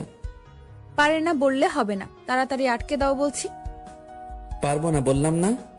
আম্মুকে কিন্তু ডাক দিব আর বলবো সিম্পল আমার এইটুকু কাজ করে দাও না, তখন তোমাকে বকাবকি করবে। এই শোন, আমার সামনে ভালোভাবে থাকবি।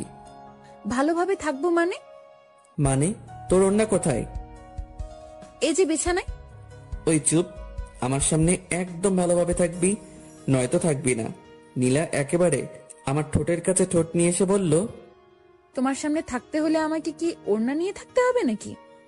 আমি নীলাকে ধাক্কা দিয়ে বললাম, আমি যেটা পছন্দ করি সেটা করলে তোর পক্ষে ভালো হবে। ঠিক আছে, লাঞ্চ করব, চলো। চল। এই যে কোথায় যাব?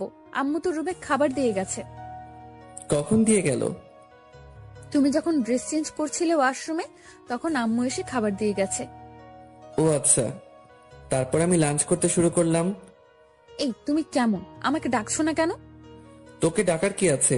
তুই দেখতে পাচ্ছিস না খাবার এখানে? তাই বলে তুমি একা একা খাবে? আমাকে একবারও ডাকবে না? শোন, এত ঢং দেখার সময় নেই। তোর ইচ্ছা হলে খাবি, নয়তো খাবি না। নীলা আমার কাছে আসলো, এসে বলল, আমাকে খাইয়ে দাও। শখ কত? খাইয়ে দাও বলতেছি। কখনোই না। না খাইয়ে দিলে আমি কিন্তু তোমাকে বিরক্ত করব। বিরক্ত করি মানে? দেখবে। আমি কোনো কথা বললাম না, চুপচাপ খেয়ে যাচ্ছি। নীলা এসে আমার কোলের উপর বসলো। এই কি হচ্ছেটা কি? নাম বলছি। বললাম তো খাইয়ে না দিলে বিরক্ত করব। আমি কখনোই তোকে খাইয়ে দেব না, নাম বলছি। না খাইয়ে দিলে আমিও নামবো না। শেষবারের মতো বলছি, নাম বলছি, না হলে কিন্তু ফেলে দেব। ফেলে দিলে তো আম্মু আছে, আম্মুকে ডাকবো, তারপর কি হবে বুঝতেই পারছো। কি করব? এমন দুষ্টু মেয়ে আমি কখনো দেখিনি। আচ্ছা ঠিক আছে, নাম, আমি খাইয়ে দিচ্ছি। প্রথমেই খাইয়ে দিতে বললাম, দিলে না। এখন আমিও নামবো না। যত তাড়াতাড়ি খাইয়ে দিবে তত তাড়াতাড়ি নামবো, আর না হলে দিও না। আমার তো থাকতে ভালোই লাগছে। আর কি করব? নীলাকে খাইয়ে দিতে শুরু করলাম। না খাইয়ে দিলে তো আর নামবে না। আমি নীলাকে খাইয়ে দিচ্ছি, আর নীলা শুধু বারবার আমার হাতে কামড় দিচ্ছে। আমি চুপচাপ সব সহ্য করছি। তাড়াতাড়ি খাইয়ে না দিলে আমার কোল থেকে নামবে না। আচ্ছা, আমার খাওয়া শেষ, এবার তুমি খাও। আমি হাত ধুয়ে নিচ্ছি। এই, তুমি শেষ করলে কেন? খাও বলছি। শোন, এত অত্যাচার রিমান্ডের আসামিকেও করে না, আর আমার খাওয়ার ইচ্ছা শেষ। তুমি এমন বলো না, আমি তোমাকে আর জ্বালাবো না। প্লিজ তুমি খেয়ে নাও। কোথা শেষ বললাম না? আচ্ছা, আমি তোমাকে খাইয়ে দিচ্ছি। কোনো দরকার নেই। আমি চুপচাপ বিছানায় গিয়ে শুয়ে পড়লাম। আমার কথা শুনলে না তো? আচ্ছা দেখাচ্ছি, আগে প্লেটগুলো পরিষ্কার করে আসি। একটু একটু ঘুম পাচ্ছে, ঘুমিয়ে পড়বো। এই মুহূর্তেই আবার রিমান্ড শুরু। মানে নীলা এসে খুব জোরে দরজা আটকে দিল। এই, এত শব্দ করছিস কেন? আর দরজা আটকে দিলি কেন? আমি কখনো দরজা আটকে দেই না। এখন আমি এসেছি, এখন থেকে দরজা আটকে দিতে হবে। আটকে দিতে হবে মানে? না মানে এখন তো আমরা রোম্যান্স করব, যদি কেউ রুমের মধ্যে চলে আসে তাই আটকে দিলাম। শোন, এখন আমি ঘুমাবো, একদম আমাকে বিরক্ত করবি না। বিরক্তি দেখছোটা কি? তুমি তো আমার একটা কথাও শুনো না, এখন তোমাকে দেখাচ্ছি। এই বলে নীলা আমার পেটের উপর উঠে বসলো। দেখ পিচ্ছি, আমাকে বিরক্ত করিস না। আমি না তোমার বউ? আমি ছাড়া তোমাকে কে বিরক্ত করবে, আদর করবে শুনি? লাগবে না তোর কোনো আদর। দেখো, তুমি কি চাও আমি আম্মুকে সব বলে দেই? বলে দেই মানে? এই যে আমাদের মধ্যে কোনো সম্পর্ক গড়ে ওঠেনি, এগুলো আম্মুকে বলে দেই। আমি কোনো কথা বললাম না। দেখো, আমি তোমার ভালোবাসা পাওয়ার চেষ্টা করছি, এমন কিছু করো না যাতে জোর করে সবকিছু আদায় করতে হয়, ঠিক আছে? অন্যদিকে তাকিয়ে শুয়ে রইলাম। নীলা আমার উপর শুয়ে পড়লো। তারপরে শুরু করলো পিচ্চির অত্যাচার। মানে গলায় গালে কিস করতে শুরু করলো, আবার পুরুষত্ব জেগে উঠতে শুরু করলো। আমি অনেক কষ্টে নিজেকে কন্ট্রোল করছি। তারপরে নীলা যা করলো সেটার জন্য মোটেও প্রস্তুত ছিলাম না। নীলাও ড্রেস খুলে ফেলেছে। আমি ধাক্কা দিয়ে নীলাকে আমার উপর থেকে সরিয়ে দিলাম। কি হচ্ছেটা কি এগুলো? না মানে আমার খুব গরম লাগছে। গরম লাগছে ঠিক আছে, তাই বলে এগুলো কেমন অসভ্যতা? নীলা আমার কোনো কথা শুনছে না। আমি ওর গালে একটা চর বসিয়ে দিলাম। ফাইজলামির একটা সীমা থাকা দরকার। তোর অনেক পাগলামি আমি সহ্য করেছি, কিন্তু আর নয়। একটা কথা বলছি, ভালোভাবে শুনে নে। আমি তোকে কখনো আমার বউ হিসেবে মানি না। কথাগুলো বলেই আমি রুম থেকে বেরিয়ে পড়লাম। এই পিচিটার জন্য বাড়িতে থাকা যাবে না। দূর কিছু ভালো লাগে না। কি করব? আমি বাইক নিয়ে বের হচ্ছি, এমন সময় আম্মু আমাকে ডাকলো। এই দুপুরবেলা কোথায় যাচ্ছিস? এখন দুপুর কোথায়? এখন তো বিকেল হয়ে এসেছে। তুই তো এত তাড়াতাড়ি বের হোস না, আজ হঠাৎ এত তাড়াতাড়ি বের হচ্ছিস যে? না আম্মু, একটু কাজ আছে, তার জন্য আগে যাচ্ছি। ও আচ্ছা, ঠিক আছে, সাবধানে যাস। ঠিক আছে। তারপরে আমি বাইক নিয়ে বেরিয়ে পড়লাম বাজারের দিকে। এত সকাল সকাল তো কেউ আসবে না, সবাইকে একটা ফোন করি তাহলে আসবে। আমি সবাইকে ফোন দিয়ে বাজারে আসতে বললাম। আমি বাজারে পৌঁছাবার কিছুক্ষণ পর সবাই আসলো। তারপরে জমিয়ে আড্ডা দিতে শুরু করলাম। আজ একটু বেশি রাত করে ফেলেছি, মানে 10টা বেজে গেছে। হায় রে, ঘড়ির দিকে খেয়ালই করিনি। আজ যে বাড়িতে গেলে কি হবে? এমনিতেই দুপুরে আম্মু অনেক বকাবকি করেছে, তাড়াতাড়ি বাড়িতে যেতে হবে। আমি সবাইকে বাড়িতে যেতে বললাম। সবাই নিজ নিজ বাড়িতে চলে যাচ্ছি। বাড়িতে পৌঁছাতে আমার 10:30 বেজে গেছে। অনেক ভয়ে ভয়ে কলিং বেল দিলাম। আম্মু এসে দরজা খুলে দিল। আম্মু সরাসরি আমার কান ধরলো। এই বিলাই, কয়টা বাজে এখন? 10:30 আম্মু। খুব তো বড় গলায় বলেছিস 10:30। তোকে না আমি 9টার মধ্যে বাড়ি আসতে বলেছি? আসলে আব্বু আজকে একটু আশিকের বাসায় ছিলাম, তাই আসতে আসতে একটু দেরি হয়ে গেছে।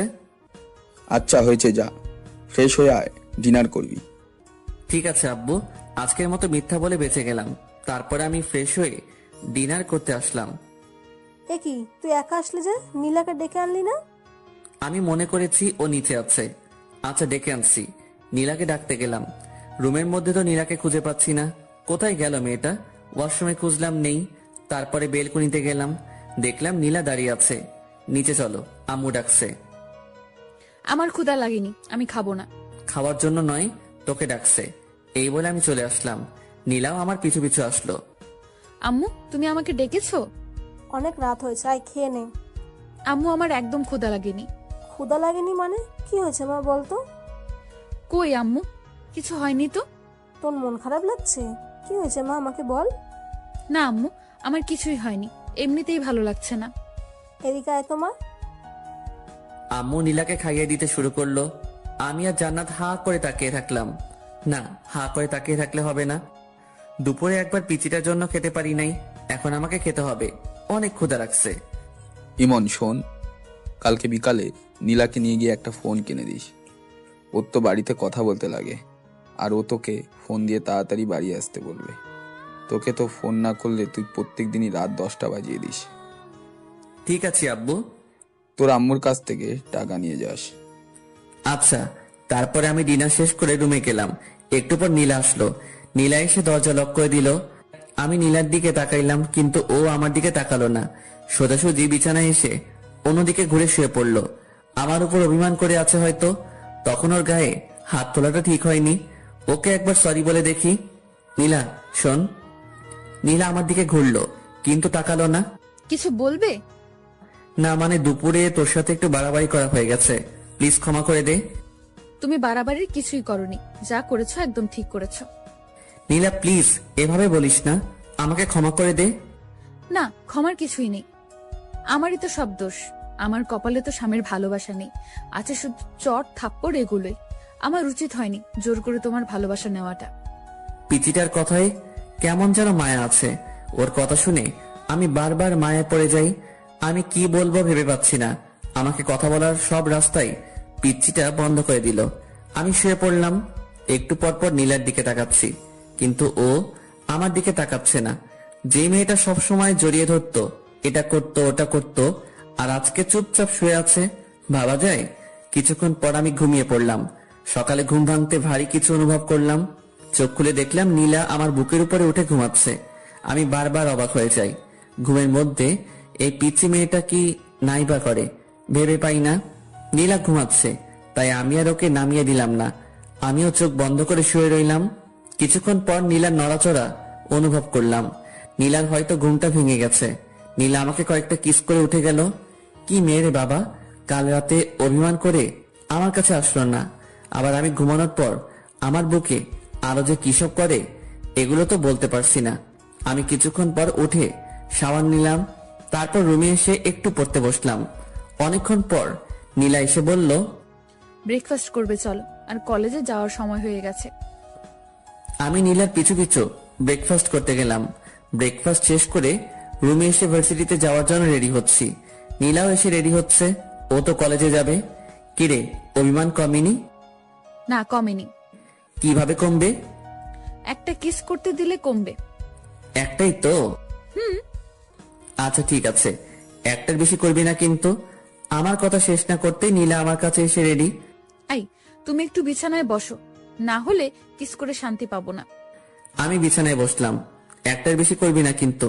নীলা আমার দিকে এগোতে থাকলো। আমি চোখ নিচু করলাম। মুহূর্তের মধ্যে নীলার ঠোঁট আমার ঠোঁটের সাথে মিশিয়ে দিল। আমি প্রথমে একটু ছাড়ানোর চেষ্টা করলাম, তারপরে নীলা আমার গলা জড়িয়ে ধরলো। কয়েকবার নিঃশ্বাস নিয়ে পুরো 5 থেকে 6 মিনিট আমার ঠোঁট দুটো নীলার আয়ত্তে ছিল। এটা কি করলি? কেন, একটা কিস করতে বললে তাই একটাই করলাম। তাই বলে এতক্ষণ? সর, এমনিতেই ব্রাশ করস নাই, তার উপর আবার কিস। তাড়াতাড়ি রেডি হবি, নয়তো তোকে রেখে ভার্সিটিতে চলে যাব। এই না না, আর একটু ওয়েট করো প্লিজ। এত সময় লাগে নাকি? এত কোথায়, এক্ষুনি তো রেডি হতে শুরু করলাম। তুমি তো একটু হেল্প করলেও পারো। পারি না, আমি নিচে আছি, তুই তাড়াতাড়ি আসবি কিন্তু। নিচে গিয়ে অপেক্ষা করছি, এদিকে জান্নাতেরও আসার কোনো নামগন্ধ নেই। এদের দুজনের জন্য আমার মেজাজটাই নষ্ট হয়ে যায়। এতক্ষণ লাগে নাকি রেডি হতে? কিছুক্ষণ পর নীলা আর জান্নাত আসলো। এ কি, তুই এখনো রেডি হস নাই কেন? আমি আজকে যাব না ভাইয়া। কেন, সমস্যা কি? না, সমস্যা নেই। আজকে আমার কোনো বান্ধবী আসবে না, ফোন করেছিল, তাই আমিও যাব না। আচ্ছা ঠিক আছে। আমি বাইক বের করে স্টার্ট দিলাম, নীলাকে বসতে বললাম। নীলা উঠে বসলো, বসার সাথে সাথে আমাকে জড়িয়ে ধরলো। এই কি হচ্ছে এইসব? পরে যাবো যে, তাই ধরলাম। পরে যাবি, ঠিক আছে। তাই বলে এভাবে ধরতে হবে নাকি? আমি তো পিচ্ছি একটা মেয়ে, এভাবে না ধরলে পড়ে যাব। তুমি চুপচাপ বাইক চালাও তো। তারপরে আমরা দুজন ভার্সিটিতে যেতে লাগলাম। রাস্তার সব মানুষজন আমাদের দিকে তাকাচ্ছে। আমি বাইক থামিয়ে হেলমেট পরলাম, তারপরে আবার যেতে শুরু করলাম। এই হঠাৎ হেলমেট পরলে যে? তুই যেভাবে জড়িয়ে রয়েছিস, মান সম্মান তো আর রাখবি না, তাই হেলমেট পরলাম যাতে কেউ চিনতে না পারে। আমি আমার স্বামীকে জড়িয়ে ধরেছি, তাতে মানুষের কি? আমি কোনো কথা বললাম না, সোজাসুজি ভার্সিটির দিকে যেতে থাকলাম। আর এদিকে নীলা একটার পর একটা বকবক করেই যাচ্ছে। কিছুক্ষণ পর আমরা ভার্সিটিতে পৌঁছালাম। বাইক পার্ক করতে সবাই আমার দিকে অবাক দৃষ্টিতে তাকিয়ে আছে। পাশে সামি, আশিক, হাসিব, নাদিয়া, মিম, এরা সবাই ছিল। আমাদের দুজনকে দেখে ওরা একেবারে আমাদের কাছে চলে আসলো। মামা, একেবারে হিরো হিরোইনরা যেভাবে আসে ঠিক সেইভাবেই যে আসছিস ভার্সিটিতে। তাই নাকি? হিরো হিরোইন বানিয়ে দিলি? কেমন আছেন ভাবি? আলহামদুলিল্লাহ ভালো, আপনি? আমাদের আর ভালো থাকা। কেন ভাইয়া, কি হয়েছে? তুমি অত বুঝবে না, বড় হও। ও আচ্ছা। তুই এখন ক্লাসে যা। ওমা, তুই তো তোর বউয়ের সাথে তুই করে কথা বলিস, এটা কেমন অভ্যাস? তোকে এত বুঝতে হবে না, ও একটা পিচ্ছি, ওকে আমি যা বলবো ওকে তাই শুনতে হবে। এদিকে নীলা আমাকে আম্মুর ভয় দেখায়, আমাকেই ওর সব কথা শুনতে হয়। তাই বলে তুই তোর বউয়ের সাথে এইভাবে কথা বলতে পারিস না? চুপ থাক তুই। এই চল, প্রথম ক্লাস মিস করা যাবে না, প্রথমবার ক্লাস করছি, চল সবাই। আচ্ছা ঠিক আছে চল। তারপর আমরা সবাই ক্লাস করতে গেলাম। নীলাও গেল ক্লাস করতে। আমরা দুইটা ক্লাস করে বাইরে এসে আড্ডা দিচ্ছি, আর নীলা ওদিকে ক্লাস করেই যাচ্ছে। চল বাজারের দিকে যাই, সিগারেট না খেয়ে মাথাটা কেমন চক্কর দিচ্ছে। তোরা না কোনো দিনও ভালো হবি না, বুঝলি? এই, আমি ভালো হয়ে গেছি। তুই ভালো হবি এটাও আমাকে বিশ্বাস করতে হবে। বিশ্বাস অবিশ্বাস তোর কাছে। আমি তো বাজারে যাব না, আর সিগারেটও খাবো না। হতেই পারে বিয়ের পরে তুই সিগারেট খাওয়া ছেড়েই দিতে পারিস, বউয়ের শাসন বলে কথা না রে। বউয়ের শাসন মানে? ওর মতো একটা পিচ্চি মেয়ে আমাকে শাসন করবে? তুই এটা কিভাবে বলতে পারলি? না, হঠাৎ সিগারেট খাওয়া ছেড়ে দিলি তো, তাই আর বললাম। ওই তুই না কাল রাতে আমাদের সাথে সিগারেট খাইলি? শালা দিলি তো সব শেষ করে। আমি এদেরকে কোন রকম বিশ্বাস করাচ্ছি যে আমি আর খাই না, আর তুই জল ঢেলে দিলি। আমি জানতাম ইমন কোনোদিনও সিগারেট খাওয়া ছাড়বে না, তাই কোনোদিনও ভালোও হবি না তুই, কুত্তা একটা। কি? আমাকে কুত্তা বললি? থাম, তোকে দেখাচ্ছি। এই বলে আমি নাদিয়াকে মারতে শুরু করলাম। ওর নরম গালে আস্তে আস্তে চর বসাতে ভালোই লাগে। দিদি তো মেকআপটা নষ্ট করে, যা সর এখান থেকে। আচ্ছা, তোর 2-3 ইঞ্চি মেকআপ আমি ঠিক করে দিচ্ছি, ওয়েট। আমি হাত দিয়ে ঘষে নাদিয়ার মুখ একেবারে এলোমেলো করে দিলাম। একটু সাইডে লক্ষ্য করলাম, দেখলাম নীলা চোখ বড় বড় করে দাঁড়িয়ে আছে। কি রে, তোর ক্লাস শেষ? বাড়িতে চলো। আচ্ছা ঠিক আছে চল। তারপরে আমরা সবাই নিজ নিজ বাড়িতে যেতে লাগলাম। নীলা দেখছি এবার আমাকে একটুও টাচ করছে না। আবার কি হলো? আসার সময় যেমন দুষ্টামি করছিল, ওর যে একটু পরপর কি হয় কিছুই বুঝতে পারি না। যাই হোক, বাড়ির দিকে যাই। কিছুক্ষণ পর আমরা বাড়িতে পৌঁছলাম। কলিং বেল দিতেই আম্মু দরজা খুলে দিল। আম্মু, তোমার ছেলে আজকে ভার্সিটিতে খুব বাজে কাজ করেছে। কি করেছে রে?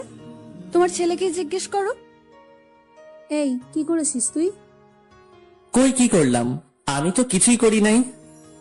মিথ্যা বলছে আম্মু। আচ্ছা, কি করেছে তুই বল তো মা। তোমার ছেলে ভার্সিটির মেয়েদের মেকআপ ঠিক করে দেয় গালে হাত দিয়ে। নীলা, এসব কি বলছে? আম্মু, ওইটা আমার বান্ধবী ছিল, আমরা ইয়ার্কি করছিলাম। গায়ে হাত দিয়ে কিসেরই আর কি? ফ্রেন্ডের মধ্যে তো একটু একটু এমন হয়। ঠিক আছে, কিন্তু গায়ে হাত দেওয়া যাবে না। এরপর থেকে যেন এরকম কথা না শুনি। ঠিক আছে আম্মু। তারপর আমি রুমে গেলাম। আমার পিছু পিছু নীলা রুমে আসলো। এই পিচ্ছি, তুই আম্মুকে বললি কেন? বলবোই তো, 100 বার বলবো। আমাকে বকা খাওয়াতে তোর ভালো লাগে? না লাগে না, কিন্তু তুমি অন্য মেয়েদের গালে কেন হাত দিবে? ওটা তো আমার ফ্রেন্ড ছিল, ওর সাথে আমি মজা করছিলাম। তুমি মজা করো আর যাই করো, আমার ছাড়া অন্য কোনো মেয়ের গালে বা অন্য কোথাও স্পর্শ করতে পারবে না। কেন, তোর সমস্যা কোথায়? নীলা আমাকে জড়িয়ে ধরলো আর বলল, তুমি শুধু আমার, আমি ছাড়া কেউ তোমার ধারে কাছেও আসতে পারবেন না। ছাড় তো, এখন গোসল করব। ছাড়বো কেন? চলো আমিও গোসল করব। না, আগে আমি তারপরে তুই। বললাম না দুজন একসাথে। আমার কথা না শুনলে কি হবে সে তো দেখতেই পেলে একটু আগে। কবে মুক্তি পাবো তোর এই ঝামেলা থেকে?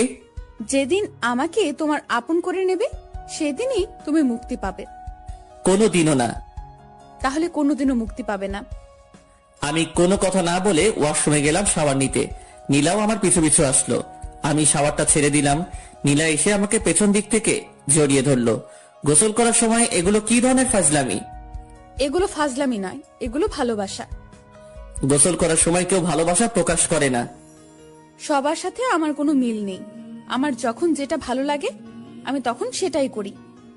তাহলে আমার সাথে কেন এগুলো করিস? তুই জানিস না কোনটা আমার ভালো লাগে আর কোনটা ভালো লাগে না?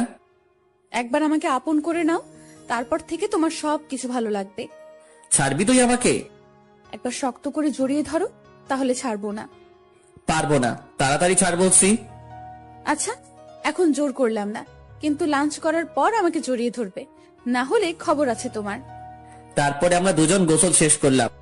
এই, আমাকে একটু চিরুনি করে দাও না। মানে, আমি চিরুনি করতে পারি নাকি? পারবে, এদিকে এসো, একটু সাহায্য করো না। আমি কোনোদিনও কাউকে চিরুনি করে দেইনি। আজকে আমাকে দেবে, এসো প্লিজ প্লিজ প্লিজ। কি করব? এই প্রথম নীলার মাথায় চিরুনি করে দিলাম। নীলা তো মহা খুশি। তারপরে আমরা দুজন লাঞ্চ করতে গেলাম। আমি, নীলা, আম্মু, জান্নাত একসাথে লাঞ্চ করলাম। আব্বু কাজের ব্যস্ততায় আসতে পারে নাই। আম্মু আমাকে তোমার মতো রান্না শেখাবে। আচ্ছা শেখাবো, তুই আগে বড় হয়ে নে। আর কত বড় হব, তুমি আমাকে শিখিয়ে দেবে। আচ্ছা, তোকে সময় করে রান্না করা শেখাবো। আচ্ছা ঠিক আছে। ইমন, তোর আব্বু নীলাকে একটা ফোন কিনে দিতে বলেছে। আচ্ছা ঠিক আছে, একটা ফোন এনে দেব। ওকে নিয়ে যাবি, একটু তোর সাথে ঘুরবে। কিন্তু আম্মু। কোনো কিন্তু নয়, বিকালে দুজনে যাবি। আচ্ছা ঠিক আছে। তারপর আমি সবার আগে লাঞ্চটা শেষ করে রুমে গেলাম। কি করব আমি? নীলা খুব বাড়াবাড়ি করছে, ওকে নিয়ে আর পারছি না। আচ্ছা, ওকে কি কোনোভাবে ওর বাড়িতে পাঠিয়ে দেওয়া যায় না? দেখি কোনোভাবে সম্ভব হয় কিনা। অমনি নীলা রুমে আসলো, এসে দরজা আটকে দিল। আমি কোনো কথা বললাম না। ওর সাথে আমি কিছুতেই পেরে উঠছি না। কিভাবে পারবো? ও শুধু আম্মু আব্বুর ভয় দেখায়, আর আমি তো আম্মু আব্বুর বিরুদ্ধে যেতে পারবো না। কি ভাবছো গো? ভাবছি কিভাবে তোকে এই বাড়ি থেকে তাড়ানো যায়। বৃথা চেষ্টা করে কোনো লাভ নেই। নীলা আস্তে আস্তে আমার কাছে আসছে। আমি কিছু বলবো, অমনি নীলা আমার মুখটা চেপে ধরলো। একটা কথাও বলবে না, আমি যা করব সবকিছুই চুপচাপ সহ্য করবে। তাই বলে আমি চুপ করে আছি, আর এদিকে নীলা আমার উপর অত্যাচার চালাচ্ছে। কখনো লিপ কিস দিচ্ছে, কখনো গালে। একটা সময়ও থেমে থাকছে না। মেনে নিতেও পারছি না, ছেড়ে দিতেও পারছি না। কি করব? ঝুলন্ত অবস্থায় আছি। এভাবে বিকেল পর্যন্ত সহ্য করতে হলো নীলার পাগলামি। এইটুকু একটা পিচ্ছি মেয়ে এত কিছু বোঝে কিভাবে আমি ভেবে পাই না। পিচ্ছি কিন্তু যেগুলো করে মনে হয় কত কত বছরের অভিজ্ঞতা। আমি বিছানা থেকে উঠে ফ্রেশ হতে গেলাম। ঠোঁট আর গাল নীলা একেবারে শেষ করে দিয়েছে। এখন আমার যেতে হবে নীলাকে নিয়ে শপিং এ, ফোন কিনতে। এ তো আর একটা ঝামেলা। এইটুকু একটা পিচ্ছি মেয়ের সাথে বেড়াতে আমার একদম ভালো লাগে না। আমি রুমে এসে ফোন টিপতে লাগলাম। আচ্ছা আমি কি পরবো? শাড়ি পরলে কি ভালো লাগবে? তাড়াতাড়ি রেডি হবি, বেশিক্ষণ অপেক্ষা করতে পারবো না। তুমি সব সময় একটু বেশি কথা বলো। শোনো, আমি নীল শাড়ি পরবো আর তুমি একটা নীল পাঞ্জাবি পরবে, ঠিক আছে? নীলা আলমারি থেকে একটা নীল পাঞ্জাবি বের করলো, আর ওর জন্য নীল শাড়ি। তোকে বললাম না এখন পাঞ্জাবি পরবো না? আমি যখন বলেছি তোমাকে পরতেই হবে। এদিকে এসো তো। নীলা আবার শার্ট খুলে পাঞ্জাবি পরিয়ে দিল। এই, আমাকে শার্টটা পরিয়ে দাও না। আমি পারি না, তুই একা একাই পড়, আমি বাইরে যাচ্ছি। এই, তোমাকে বাইরে যেতে বলেছি, এদিকে আসো। তুমি একটু শাড়ির কুচিটা ধরো। কি আর করব, আমি গিয়ে নীলা শাড়ির কুচিটা ধরলাম। এতক্ষণ লাগে নাকি শাড়ি পরতে? তাড়াতাড়ি পর বলছি। তাড়াতাড়ি করছি, একটু ওয়েট করো। আর কতক্ষণ লাগবে? এই তো হয়ে গেছে, এবার কুচিটা দিয়ে দাও। কি? আমি কখনোই পারবো না। তুমি পারবে, তোমার 14 গোষ্ঠী পারবে।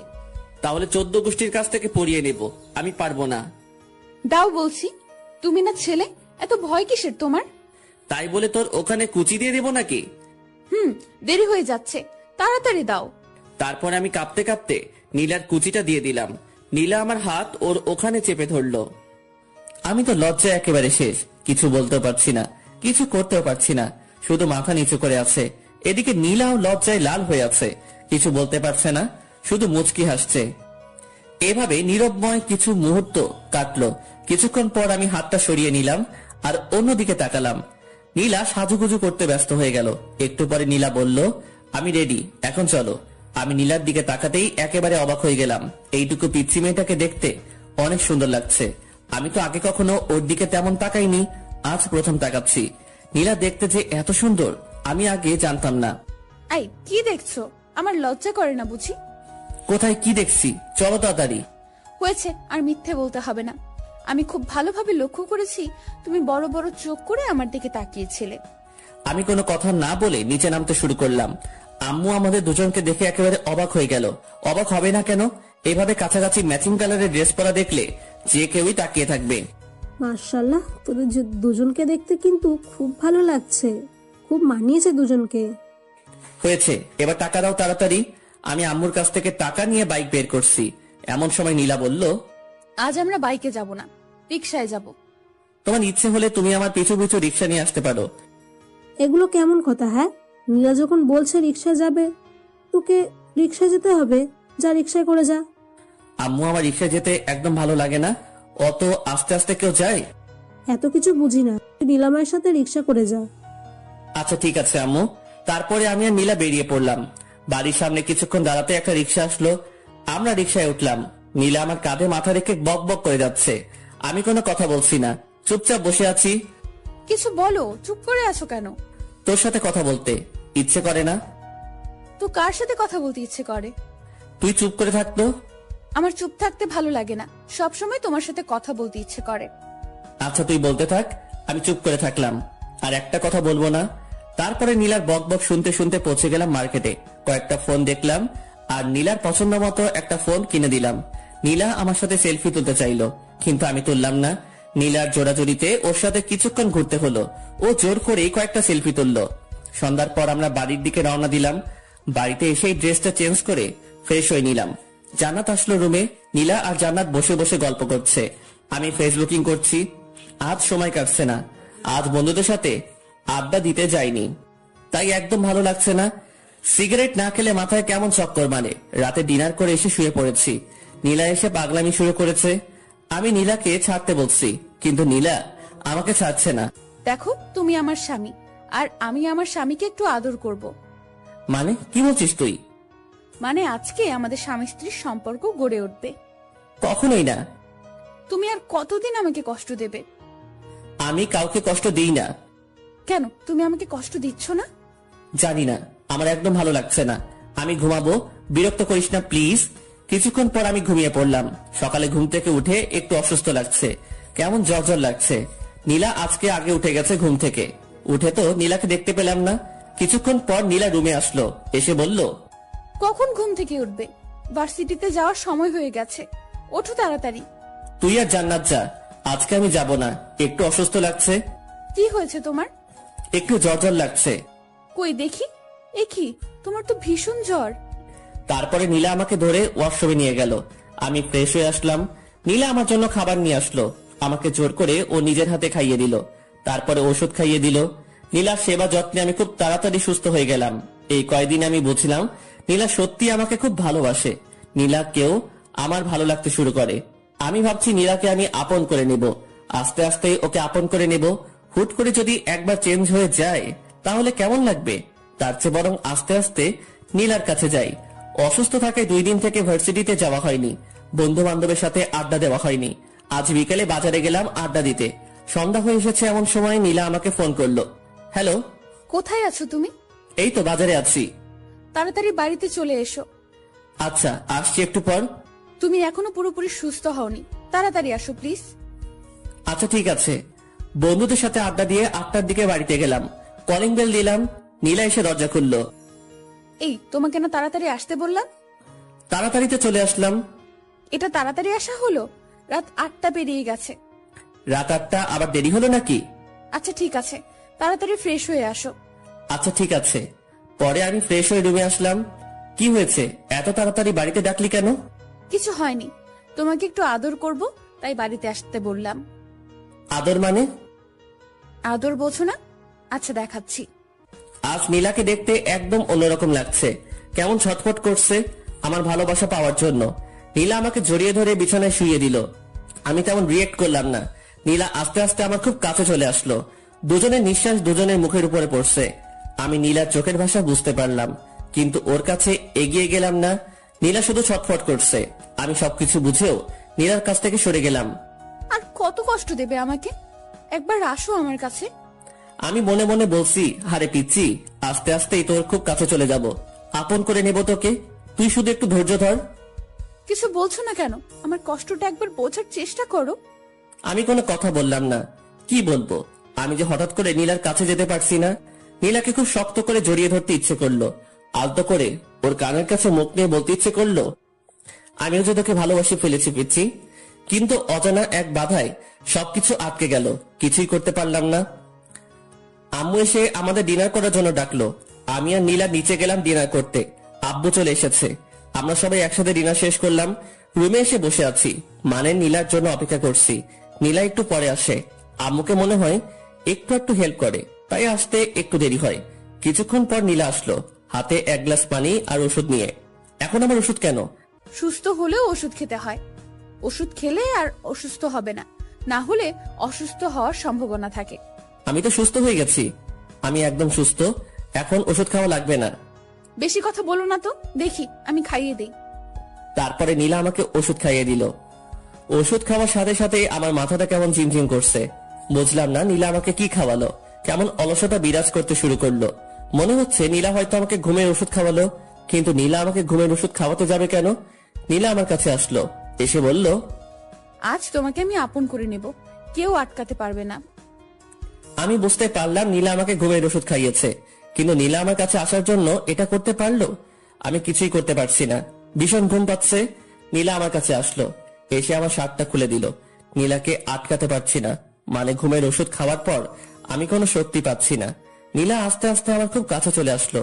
আমি কিছুতেই মানতে পারছি না নীলা আমাকে ঘুমের ওষুধ খাইয়ে এগুলো করছে। তারপরে নীলা আমাকে কিস করতে শুরু করলো। আজ নীলার হাত থেকে আমার নিস্তার নেই, একেবারে শেষ করে ফেলবে।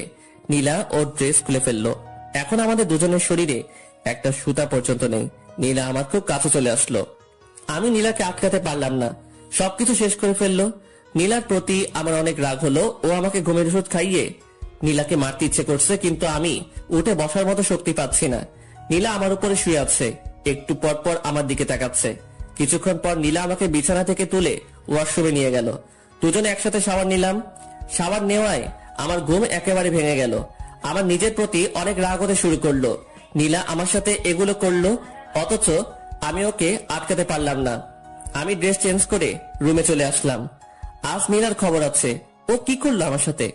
নীলা ওয়াশরুম থেকে বেরিয়ে আসতে আমি ওকে একটা চড় বসিয়ে দিলাম। তুই এটা কি করলি আমার সাথে?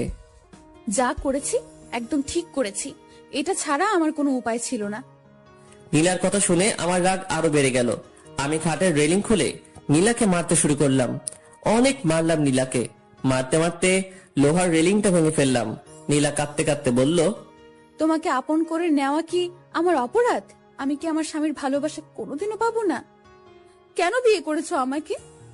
আমার কি একটা স্বপ্ন থাকতে পারে না? তুই আমার চোখের সামনে থেকে সর। তোর মতো পিচ্চি মেয়েকে আমার সহ্য হয় না।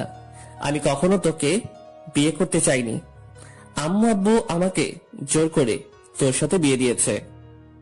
আসলেও তো তোমাকে তো জোর করে বিয়ে দিয়েছে। জোর করে তো আর ভালোবাসা পাওয়া যায় না। আমি এটা ভুলেই গিয়েছিলাম। মুক্ত করে দিচ্ছি আমি তোমাকে। আর কখনো বিরক্ত করব না। চলে যাব আমি তোমার কাছ থেকে অনেক দূরে। আমাকে প্লিজ ক্ষমা করে দিও। আর কখনো তোমাকে এই পিচ্চির জ্বালা সহ্য করতে হবে না। মুক্ত করে দিলাম। খুব ভালোবাসি তোমায়। আমি কোনো কথা বললাম না। নিজের প্রতি নিজেরই ঘৃণা জন্মালো। আমি নীলা কি মারলাম? কি করে ওর মতো একটা পিচ্চি মেয়েকে মারতে পারলাম? খুব ভুল করে ফেললাম আমি। এক্ষুনি ওর কাছ থেকে ক্ষমা চেয়ে নেব আর ওকে আমার বউয়ের মর্যাদা দেব। আমি পিছনে তাকাতেই নীলাকে দেখতে পেলাম না। বুকের মধ্যে কেমন ধুক করে উঠল। রুমের মধ্যে নীলাকে খুঁজলাম কিন্তু পেলাম না। ওয়াশরুমে গেছে হয়তো। ওয়াশরুমে গেলাম কিন্তু নীলাকে পেলাম না। কোথায় গেল নীলা? আমি বেলকনিতে গেলাম কিন্তু নীলাকে পেলাম না। আমি নিচে গিয়ে নীলাকে ডাকতে লাগলাম। আমি সারা বাড়িতে খুঁজে নীলাকে পাচ্ছি না। আমার চিৎকার করে ডাকায় আম্মু, আব্বু, জান্নাত এরা সবাই বেরিয়ে আসলো। কি হয়েছে? এত জোরে জোরে নীলাকে ডাকছিস কেন? কোথায় গিয়েছো? আম্মু, আমি নীলাকে খুঁজে কোথাও পাচ্ছি না। পাচ্ছি না মানে? কোথায় যাবে এত রাতে? বাড়িতে আছে, দেখ ওয়াশরুমে গেছে হয়তো। না আম্মু, ওয়াশরুমে আমি খুঁজেছি। সারা বাড়িতে নীলাকে খুঁজতেছি কিন্তু কোথাও পাচ্ছি না। কি বলছিস? কি কিছু হয়েছে তোদের মধ্যে? তারপর আমি সব ঘটনা খুলে বললাম। মানে নীলাকে বউয়ের অধিকার দেইনি এসব কথা বললাম। তুই এটা কিভাবে করতে পারলি? যেখান থেকে পারিস তাড়াতাড়ি নীলাকে নিয়ে আয়। আনবো আম্মু, আমি নীলাকে খুঁজে আনবো। আমি নীলাকে কোথাও যেতে দেব না। তারপর আমি বাড়ি থেকে বেরিয়ে পড়লাম নীলাকে খুঁজতে। কোথায় খুঁজবো আমি নীলাকে? কোথায় গেল মেয়েটা? আশেপাশে অনেক খোঁজাখুঁজি করলাম কিন্তু নীলাকে কোথাও পেলাম না। চোখ দিয়ে জল গড়িয়ে গড়িয়ে পড়ছে। নিজেকে ভীষণ অপরাধী মনে হচ্ছে। আমার কান্না কোনোভাবে থামছে না। আমি নীলাকে খুঁজতে খুঁজতে রাস্তার মাঝখানে চলে আসি। এমন সময় একটা মিনি ট্রাক এসে আমাকে ধাক্কা দেয়। 3 দিন পর আমার জ্ঞান ফেরায়। আমি নিজেকে হাসপাতালে আবিষ্কার করলাম। আশেপাশে লক্ষ্য করলাম, দেখলাম আম্মু চেয়ারে বসে আছে। আম্মু, আমি এখানে কেন? 3 দিন আগে একটা ট্রাকের সঙ্গে তুই অ্যাক্সিডেন্ট করেছিলি। আমার সবকিছু মনে পড়ে গেল। আমি উঠে বেরিয়ে যেতে লাগলাম। আম্মু আমাকে আটকালো। কোথায় যাচ্ছিস তুই? আম্মু, নীলাকে খুঁজে বের করতে হবে। নীলাকে সবাই খুঁজছে, তুই এখন অনেক অসুস্থ, তোকে এখন যাওয়া লাগবে না। না আম্মু, নীলাকে আমি খুঁজতে যাব। নীলার সাথে আমি খুব অন্যায় করেছি। ওকে যেখান থেকে হোক আমাকে খুঁজে বের করতেই হবে। আচ্ছা ঠিক আছে, আগে সুস্থ হয়ে নে, তারপর খুঁজিস। আর শোন, নীলা হয়তো বা অ্যাক্সিডেন্ট করেছে। অ্যাক্সিডেন্ট করেছে মানে? কোথায় নীলা? তোমরা কিভাবে জানলে? আমাদের বাসা থেকে একটু সামনেই সেদিন রাতে আরো একটা অ্যাক্সিডেন্ট হয়েছিল, আর ওটা নীলাই ছিল, কারণ ওখানে নীলার রক্তাক্ত ওড়না পাওয়া গেছে। নীলার অ্যাক্সিডেন্টের কথা শুনে আমার বুকের ভিতর কেমন যেন করছে। নীলার কিছু হয়নি তো? কেমন আছে? কোথায় আছে? তুই কোনো চিন্তা করিস না, আশেপাশে সব হাসপাতালে খবর নেওয়া হচ্ছে, নীলাকে খুব তাড়াতাড়ি পাওয়া যাবে। আম্মুর কথায় একটু স্বস্তি পেলাম কিন্তু থাকতে পারছি না। না, আমাকে এখন নীলাকে খুঁজতে যেতে হবে। আমি কারো উপরে ভরসা পাচ্ছি না। আমি নিজে নীলাকে খুঁজে বের করব। আমি কারো কথা না শুনে হাসপাতাল থেকে বেরিয়ে পড়লাম। আশেপাশে আমি নীলাকে খুঁজতে শুরু করলাম। আমি কয়েকটা হাসপাতালে খোঁজ নিলাম কিন্তু ওরা কেউ নীলার ব্যাপারে কিছু বলতে পারলো না। আমার মাথায়, হাতে, পায়ে সব জায়গায় ব্যান্ডেজ। নাড়াচাড়া করায় আমার মাথার ব্যান্ডেজ দিয়ে রক্ত বেরিয়ে পড়ছে।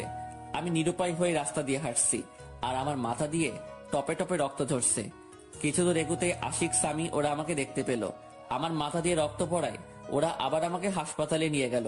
ডাক্তার আমার মাথায় আবার ওষুধ লাগিয়ে ব্যান্ডেজ করে দিল। নীলার জন্য আমার ভীষণ কষ্ট হচ্ছে। কোথায় পাবো আমি নীলাকে? নীলাকে ছাড়া আমি আর এক মুহূর্ত থাকতে পারছি না। ডাক্তার আমাকে ঘুমের ইনজেকশন দিয়ে ঘুমিয়ে রাখে। এভাবে 7টা দিন পেরিয়ে গেল। আমি এখন মোটামুটি সুস্থ। আজকে আমাকে হাসপাতাল থেকে বাড়িতে নিয়ে গেল। এই 7টা দিন আমার কিভাবে কেটেছে আমি বুঝতেই পারিনি। এখন আমি থাকতে পারছি না নীলাকে ছাড়া। আমার ভীষণ কষ্ট হচ্ছে। নীলাকে একটু দেখার আশায় আমি ছটফট করে বেড়াচ্ছি। এখন আমি নীলাকে খুঁজে বেড়াই। সকাল থেকে শুরু করে রাত পেরিয়ে যায়। আমি নীলাকে খুঁজি কিন্তু কোথাও পাই না। শহরের আনাচে কানাচে প্রত্যেকটা কোনায় আমি নীলাকে খুঁজেছি কিন্তু কোথাও পাইনি। ভাবছি ঢাকায় যাব, ওখানে গিয়ে নীলাকে খুঁজবো। আমি বাড়িতে জানিয়ে ঢাকা যাওয়ার উদ্দেশ্যে বের হলাম। রাজশাহী থেকে ঢাকাতে যেতে 6 ঘন্টার মতো সময় লাগে। নীলার কথা ভাবতে ভাবতে আর নীলাকে খোঁজার আশায় আমি ঢাকায় পৌঁছে গেলাম। ঢাকায় গিয়ে একটা হোটেলে রুম নিলাম। তারপর নীলাকে খুঁজতে শুরু করলাম। প্রথমে শহরের হাসপাতালগুলোতে নীলার খোঁজ করতে শুরু করলাম। সারাদিন নীলাকে খুঁজি, মাঝরাত পর্যন্ত খুঁজে বেড়াই। আবার হোটেলে ফিরে আসি গভীর রাতে। নীলাকে কোথাও খুঁজে পাই না। রাতে বাসায় ফিরে ঘুম আসে না। নীলার কথা ভাবতে ভাবতে সকাল হয়ে যায়। এভাবে 1 মাসের মতো আমি নীলাকে খুঁজি, কিন্তু পাই না। 1 মাস নিয়মিত ঘুম না পাড়ায় আমি একটু অসুস্থ হয়ে পড়লাম। আমি বাড়িতে ফিরে আসলাম। সবার কাছে নিজেকে অপরাধী মনে হয়। আমি সত্যি বড় অপরাধী। আমি নীলার সাথে অনেক অপরাধ করেছি। চাচা চাচির সামনে নিজের মুখ দেখাবো কিভাবে? ওদের একমাত্র মেয়ে, ওরা কত কষ্ট আছে। আমার ভীষণ কষ্ট হয়। যদি কাউকে দেখাতে পারতাম তাহলে সেই বুঝতো আমার ভেতরটা। রুমে শুয়ে আছি, এমন সময় আম্মু আসলো খাবার নিয়ে। ঢাকায় গিয়ে তো নিজের শরীরের অবস্থা একেবারে শেষ করে ফেলেছিস। শোন, যা হয়েছে সেটা তোর ভাগ্য ছিল। তুই দেখিস নীলা একদিন ঠিক ফিরে আসবে। আমি আম্মুকে জড়িয়ে ধরে কান্না করতে শুরু করলাম। আমার ভীষণ কষ্ট হয়, ভীষণ। আমি বুঝতে পারি, তোর দিকে তাকালেই আমি সবকিছু বুঝতে পারি। আম্মু, এখন কি করব আমি? সবকিছু ঠিক হয়ে যাবে, তুই একটু ধৈর্য ধর। তারপরে আম্মু আমাকে খাইয়ে দিল। আমি বসে বসে নীলার সেই দুষ্টুমিগুলো ভাবছি। কত কিছুই না করতো একটু ভালোবাসা পাওয়ার জন্য। আজ আমি ওকে আমার সব ভালোবাসা দিতে চাই, কিন্তু আজ ও নেই। ওদিকে নীলা এখন দুবাইয়ে। নীলা সেদিন রাতে বাড়ি থেকে বের হওয়ার পর কোথায় যাবে, কি করবে, এসব ভাবতে ভাবতে রাস্তা দিয়ে হাঁটছিল। নীলা তো এই মুখ নিয়ে বাসায় ফিরে যেতে পারবে না। নীলা রাস্তা দিয়ে যাওয়ার সময় একটা কারের সাথে ধাক্কা খায়। নীলার মাথায় ভীষণ আঘাত পায়। গভীর রাত্রে রাস্তায় কেউ ছিল না।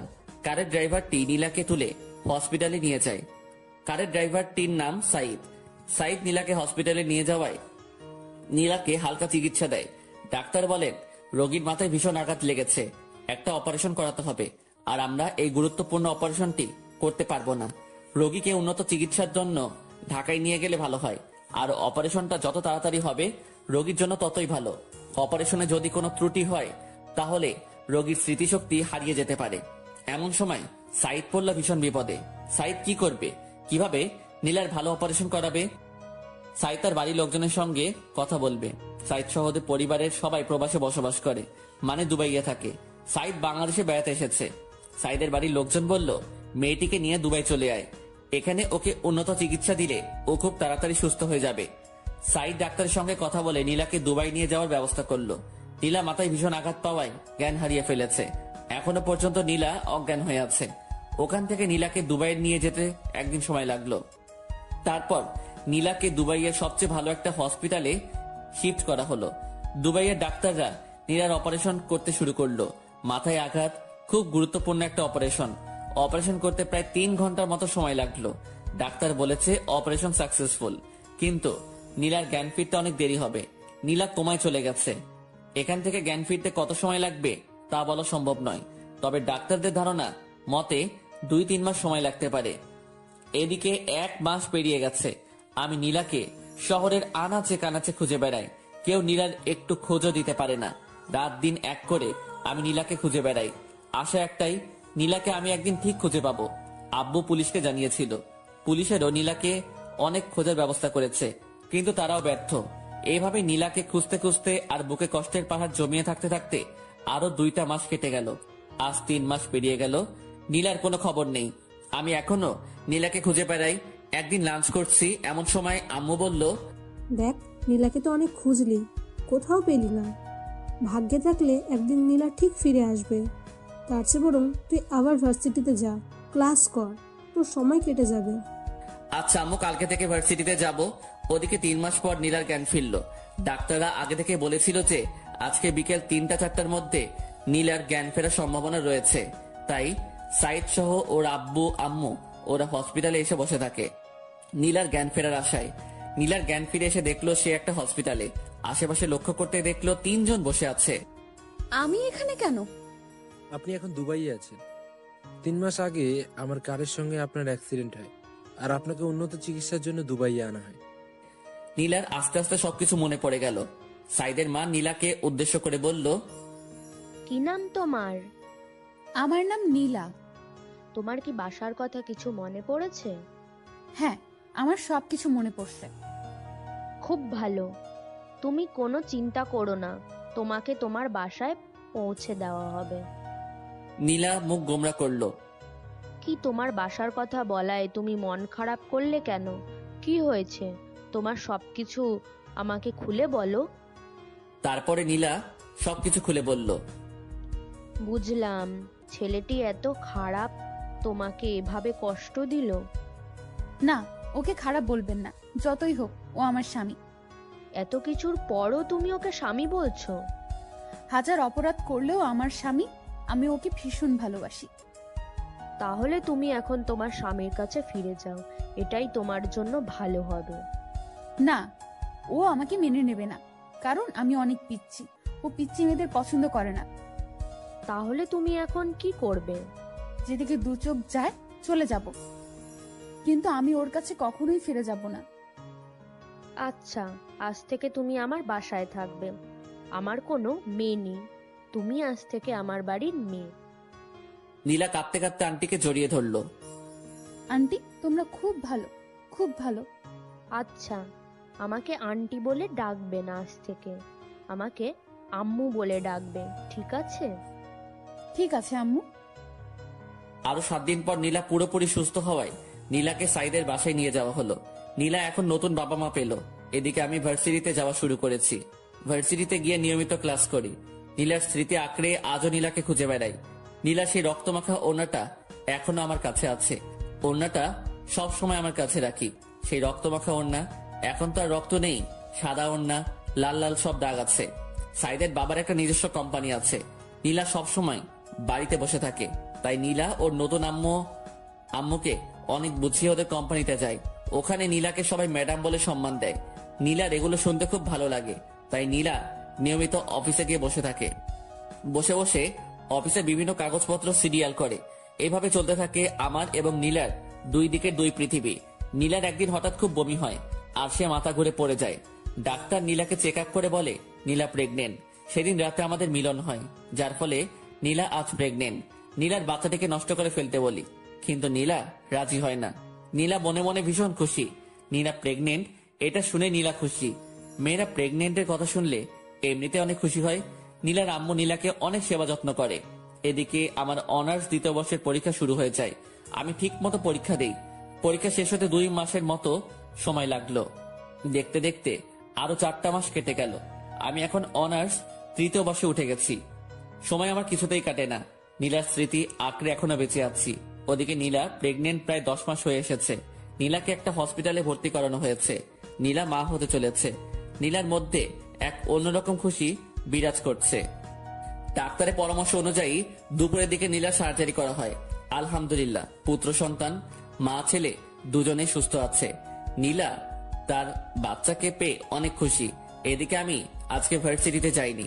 মনের মধ্যে কেমন যেন করছে। আসলে রক্তের টান থাকলে যেটা হয়, আজকে খুব শুধু নীলার কথা মনে পড়ছে। এভাবে চলতে চলতে আরো 3টা বছর কেটে যায়। আমার বিসিএস কমপ্লিট। আম্মু আব্বু আমাকে কোনো চাকরি বাকরি করতে দেয়নি। নিজেদের ব্যবসা সামলাতে হবে। নীলার কথা সবাই ভুলে গেছে, মানে সবাই মেনে নিয়েছে যে নীলা মারা গেছে। আম্মু আব্বু আমাকে আবার বিয়ে দিতে চেয়েছে, কিন্তু আমি বিয়ে করিনি। আসলে বিয়ে করার কোনো ইচ্ছাই নেই। নীলার স্মৃতি আঁকড়ে ধরে বেঁচে আছি, যদিও কাউকে বুঝতেই দেই না যে আমি আজও নীলাকে ভালোবাসি। এখন আমি অফিসে যাই, আব্বুর ব্যবসা সামলাই। আমাদের একটা ছোটখাটো কোম্পানি আছে। আব্বু এবং তার বন্ধু মিলে কোম্পানিটা চালায়। আমিও অফিসে গিয়ে অফিসিয়াল কিছু কাজ করি। রাতে ডিনার করছি, এমন সময় আম্মু বলল, তোর আবার বিয়ে দেবো, তোর জন্য মেয়ে খুঁজছি। দেখো আম্মু, এর আগে তোমাদের ইচ্ছায় বিয়ে করেছিলাম। এখন প্লিজ একটা রিকোয়েস্ট করছি, আমাকে আর বিয়ের কথা বলো না। আমি আর জীবনেও বিয়ে করব না। আমরা না এখন বুড়ো হয়ে যাচ্ছি, আমাদের কি নাতি নাতনির মুখ দেখার ইচ্ছে নেই? নাতি নাতির মুখ দেখার ইচ্ছা থাকলে তোমাদের মেয়েকে বিয়ে দাও। আমাকে কখনো বিয়ের কথা বলবেন না। আর কেউ কোনো কথা বলল না। আমি ডিনার শেষ করে রুমে গিয়ে শুয়ে পড়লাম। ওদিকে দুবাইয়ে নীলা কাটাচ্ছে অপূর্ণ এক জীবন। মানে নীলার ছেলে আছে, কিন্তু স্বামী নেই। নীলার ছেলের নাম রেখেছে জিসান। ওর বয়স এখন 3 বছর। নীলাও এখন আমার কাছে ফিরে আসতে চায়, কিন্তু ভয় একটাই, আমি যদি নীলাকে মেনে না নেই। নীলা নিজের মা বাবাকে ছেড়ে চলে গেছে শুধু আমার জন্য। মেয়েটা তো অনেক কষ্ট সহ্য করে আজও টিকে আছে। জিসান তার আব্বুর ভালোবাসা থেকে বঞ্চিত। নীলা জিসানকে বুঝতে দেয় না যে তার আব্বু নেই। জিসান ওর আব্বুর কথা জিজ্ঞাসা করলে নীলা বলে, আমি তোর আব্বু, আমি তোর আম্মু। সাইদদের দুবাইয়ের কোম্পানির সাথে আমাদের কোম্পানির একটা ডিল হয়। 2 কোম্পানি থেকে একটা মিটিং করার সিদ্ধান্ত হয়, আর মিটিংটা আমাদের দেশে হবে এটা নির্ধারণ করা হয়। সাইদ গিয়ে নীলাকে বলে, বাংলাদেশের একটা কোম্পানির সঙ্গে আমাদের একটা মিটিং আছে, আমরা বাংলাদেশে যাব। তুমি আমাদের সাথে যাবে? না, আমি বাংলাদেশে যাব না। বাংলাদেশেই তো যাচ্ছি, তোমাদের বাড়িতে তো না। আমরা গিয়ে ওখানে একটা মিটিং করব আর ওখানে 1 মাস থাকবো। ভাবছি আব্বু আম্মু ওদেরকে নিয়ে যাব, তাই বলছি তুমিও আমাদের সাথে চলো। হ্যাঁ নীলা, তুমিও আমাদের সাথে যাবে, আমরা বাংলাদেশ থেকে ঘুরে আসি। আচ্ছা, তোমরা যখন বলছো তাহলে যাব। আচ্ছা ঠিক আছে, সামনের ফ্রাইডেতে আমাদের ফ্লাইট। তারপর শুক্রবারের ফ্লাইটে নীলা, জিসান, সাইদের আম্মু আব্বু সহ অফিসের কিছু লোকজন ওরা সবাই বাংলাদেশে চলে আসে। ওরা এসে একটা হোটেলে বুকিং হয় আর মিটিংটা হবে আমাদের কোম্পানিতে। 2 দিন রেস্ট নেওয়ার পর আমাদের কোম্পানিতে সাইদের আব্বু, নীলা আর কোম্পানির লোকজন ওরা মিটিং করতে আসে। আমরা একটা প্রজেক্টের ডিল নিয়ে মিটিং করব। আমি আব্বু খুব তাড়াতাড়ি অফিসে চলে আসি। অফিসের আরো লোকজন নিয়ে আমরা মিটিং করার জন্য প্রস্তুতি নেই। মিটিং 10টায় শুরু হয়। 2 কোম্পানির প্রায় 20 জন নিয়ে মিটিং করা হয়। আমরা মিটিং শুরু করার আগেই সবার সাথে হ্যান্ডশেক করতে গেলাম। সবার সাথে হ্যান্ডশেক করছি আর নিজেদের নাম বলছি।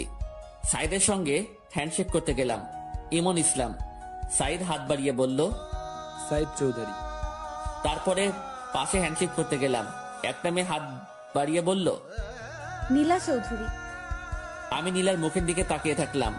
নিজের চোখ দিয়ে কি দেখছি বিশ্বাস করতে পারছি না। আমার চোখের সামনে নীলা দাঁড়িয়ে আছে, মুখ দিয়ে কোনো কথা বের হচ্ছে না, গলা শুকিয়ে আসছে। আমি কোন রকম হ্যান্ডশেক করে আমার নাম বলে বসে পড়লাম। কিছুই বুঝতে পারছি না। আজ প্রায় 4 বছর পর নীলা আমার চোখের সামনে। আমি নীলার দিকে তাকাচ্ছি, কিন্তু নীলা আমার দিকে একবারও তাকাচ্ছে না। নীলার আগে যার সাথে হ্যান্ডশেক করলাম উনি বলল ওনার নাম সাইদ চৌধুরী, আর নীলা বলল ওর নাম নীলা চৌধুরী। কি আচর, নীলার মনে হয় ওনার সাথে বিয়ে হয়েছে। যাক, তাও খুশি হলাম। নীলা তো বিয়ে করে সুখে আছে। আজ আমি অনেক খুশি। তারপরে মিটিং এর দিকে মনোযোগ দিলাম। মন কিছুতেই বসছে না। আজকের মতো মিটিং শেষ হলো, কিন্তু সম্পূর্ণ ডিল নিয়ে আলোচনা করা হলো না। তাই কালকে আবার মিটিং করা হবে। আমি বাড়িতে গিয়ে সরাসরি রুমে চলে গেলাম। চোখ দিয়ে খুব জল ঝরছে। আজ আমি অনেক খুশি। আজ নীলাকে দেখলাম, তাও তো নীলা সুখে আছে। এটা দেখেই অনেক ভালো লাগছে। পরের দিন আমি খুব তাড়াতাড়ি অফিসে চলে গেলাম। এমন সময় সাইদের একটা ফোন আসলো। সাইদ একটু সাইডে গিয়ে ফোনটা রিসিভ করলো। নীলা আমাকে উদ্দেশ্য করে বলল, কেমন আছেন মিস্টার রিমন? হ্যাঁ ভালো আছি, আপনি? আমিও খুব ভালো আছি। তা আপনার বড় ওয়াইফ কেমন আছে? মানে? না, আপনার তো পিচ্চি পছন্দ হয় না, তাই বলছি আপনার বড় ওয়াইফ কেমন আছে? আমার কোনো বড় ওয়াইফ নেই। কেন, এখনো বিয়ে করেন নাই? না, কারো অপেক্ষায় ছিলাম। সত্যি বলছেন? হ্যাঁ, কিন্তু এখন আর নেই। এখন সে তার স্বামী সন্তান নিয়ে খুব সুখে আছে, তাই। একদম তাই। তারপর আমি জিসানের সঙ্গে কিছুক্ষণ কথা বললাম। মিটিং এর সময় হয়ে গেছে, তাই জিসানকে নামিয়ে দিয়ে আমরা মিটিং করতে গেলাম। জিসানকে নীলা ওর ফোন দিয়ে পাশের একটা রুমে বসিয়ে দিল। জিসান সম্ভবত ফোনে গেম খেলছে। আমরা সবাই মিটিং করতে বসলাম। প্রজেক্ট নিয়ে বিভিন্ন আলাপ আলোচনা করলাম। মিটিং করা শেষে সাইদের কোম্পানির সঙ্গে আমাদের কোম্পানির খুব ভালো একটা বন্ধুত্ব হয়ে গেল। আমরা মিটিং শেষ করে সবাই একসাথে লাঞ্চ করলাম। শেষবারের মতো নীলার দিকে একবার তাকালাম। নীলা হয়তো আবার চলে যাবে দুবাইয়ে, তাই শেষবারের মতো আমি নীলার মুখের দিকে তাকিয়ে আছি। হঠাৎ নীলাও আমার দিকে তাকালো। আমি নীলার দিক থেকে চোখ সরিয়ে নিলাম। লাঞ্চ শেষে একটু রেস্ট নিয়ে ওরা সবাই চলে যেতে লাগলো। আমরা ওদেরকে একটু এগিয়ে দিতে গেলাম। হঠাৎ জিসান এসে আমার পা জড়িয়ে ধরলো। আমি জিসানকে কোলে তুলে নিলাম। একটু আদর করে জিসানকে নামিয়ে দিলাম। ওরা গিয়ে গাড়িতে উঠলো। নীলা গাড়ির গ্লাস খুলে আমার দিকে তাকালো। দেখলাম নীলার চোখ দিয়ে জল পড়ছে। আমার সাথে অনেকদিন পর দেখা হলো, তাই হয়তো বা কাঁদছে। এটা খানিকের কষ্ট, একটু পরে আবার ঠিক হয়ে যাবে। আমিও গাড়ি ড্রাইভ করে বাড়িতে চলে আসলাম। বাড়িতে এসে শাওয়ার নিলাম। রুমে বসে শুধু অফিসের কথাই ভাবছি। জিসানের মায়ায় পড়ে গেছি। জিসানকে আমার খুব আপন আপন লাগছে। ওদিকে নীলা হোটেলে গিয়ে ভীষণ কান্না শুরু করেছে। নীলার আম্মু নীলার সাথে কথা বলে কিছু জানার চেষ্টা করছে, কিন্তু নীলা কিছু বলছে না, শুধু কেঁদে চলেছে। অনেক চেষ্টা করে নীলার আম্মু জানতে পারলো যে আজকে আমার সাথে নীলার দেখা হয়েছিল। কাঁদছো কেন তুমি? আম্মু, ইমন ভালো নেই। তুমি কিভাবে জানলে ও ভালো নেই? ওর সাথে কথা বলেছি, ও এখনো বিয়ে করে নাই, এখনো আমার অপেক্ষায় আছে। কি বলছো কি? তুমি তো বলেছিলে ও তোমাকে সহ্য করতে পারতো না, তাহলে এখনো তোমার জন্য অপেক্ষা কেন করছে? আমি কিছু জানি না আম্মু, আমার এখন ভীষণ কষ্ট হচ্ছে। তুমি একদম কষ্ট পেও না। তোমার স্বামী যখন তোমার জন্য এখনো অপেক্ষা করে আছে, তাহলে তোমার ওর কাছে ফিরে যাওয়া উচিত। কিন্তু আমি কিভাবে ওর কাছে ফিরে যাব? তুমি কোনো চিন্তা করো না, আমরা সব ব্যবস্থা করব। এদিকে আমি শুধু বারবার নীলা আর জিসানের কথা ভেবে চলেছি। নীলা এখন বড় হয়ে গেছে। না, আমি কি সব ভাবছি? নীলা তো এখন অন্য কারো বউ। এসব নিয়ে আমার না ভাবাই ভালো। আমি রাতে এটা সেটা ভাবতে ভাবতে ঘুমিয়ে পড়লাম। সকালে ঘুম থেকে উঠে দেখলাম একটা নাম্বার থেকে বেশ কয়েকবার ফোন এসেছে। আমি ফোনটা ব্যাক করলাম। ফোনটা রিসিভ করতে ওপাশ থেকে বলল, হ্যালো মিস্টার ইমন, আমি সাইদ চৌধুরী। ও আচ্ছা, কি খবর? আপনার সাথে কিছু কথা আছে, দেখা করতে পারবেন? হ্যাঁ অবশ্যই, কোথায় আসবো? আমি একটা জায়গা টেক্সট করে দিচ্ছি, ওখানে চলে আসুন। আচ্ছা ঠিক আছে। তারপর আমি ফ্রেশ হয়ে ব্রেকফাস্ট করে চলে গেলাম টেক্সট করা জায়গায়। গিয়ে দেখলাম সাইদ চৌধুরী বসে আছে। আরে মিস্টার ইমন, আসুন, এখানে বসুন। জি ধন্যবাদ। তা আপনার দিনকাল কেমন কাটছে? হ্যাঁ ভালো কাটছে। আপনি তো অনেক লাকি। বুঝলাম না আপনার কথা। না, আপনি খুব ভালো একটা বউ পেয়েছেন, তাই বললাম আপনি খুব লাকি। সাইদ হাসতে হাসতে বলল, আরে ভাই, আমি তো এখনো বিয়েই করি নাই। মানে কি বলছেন আপনি? তারপরে সাইদ আমাকে সব ঘটনা খুলে বলল। আমার চোখ দিয়ে জল পড়তে শুরু করলো। আরে এখন কাঁদছেন কেন? এখন সবকিছু ঠিক হয়ে যাবে। এই নীলা, এদিকে আসো। তারপরে নীলা, জিসান ওদের সাথে আরো দুজন আসলো। ওরা মনে হয় সাইদের মা বাবা। জিসান এসে আমার পা জড়িয়ে ধরলো আর বলল, তুমি আমার আব্বু। আম্মু আমাকে সবকিছু বলেছে। তুমি খুব পচা। তুমি আমাকে ছেড়ে অনেক দূরে ছিলে। আমি জিসানকে কোলে নিয়ে কয়েকটা চুমু খেলাম। হ্যাঁ রে, তোর আব্বু অনেক পচা। তোকে একটু আদর ভালোবাসা দেয়নি? আব্বু, তুমি আমাকে ছেড়ে কোথাও যাবা না তো?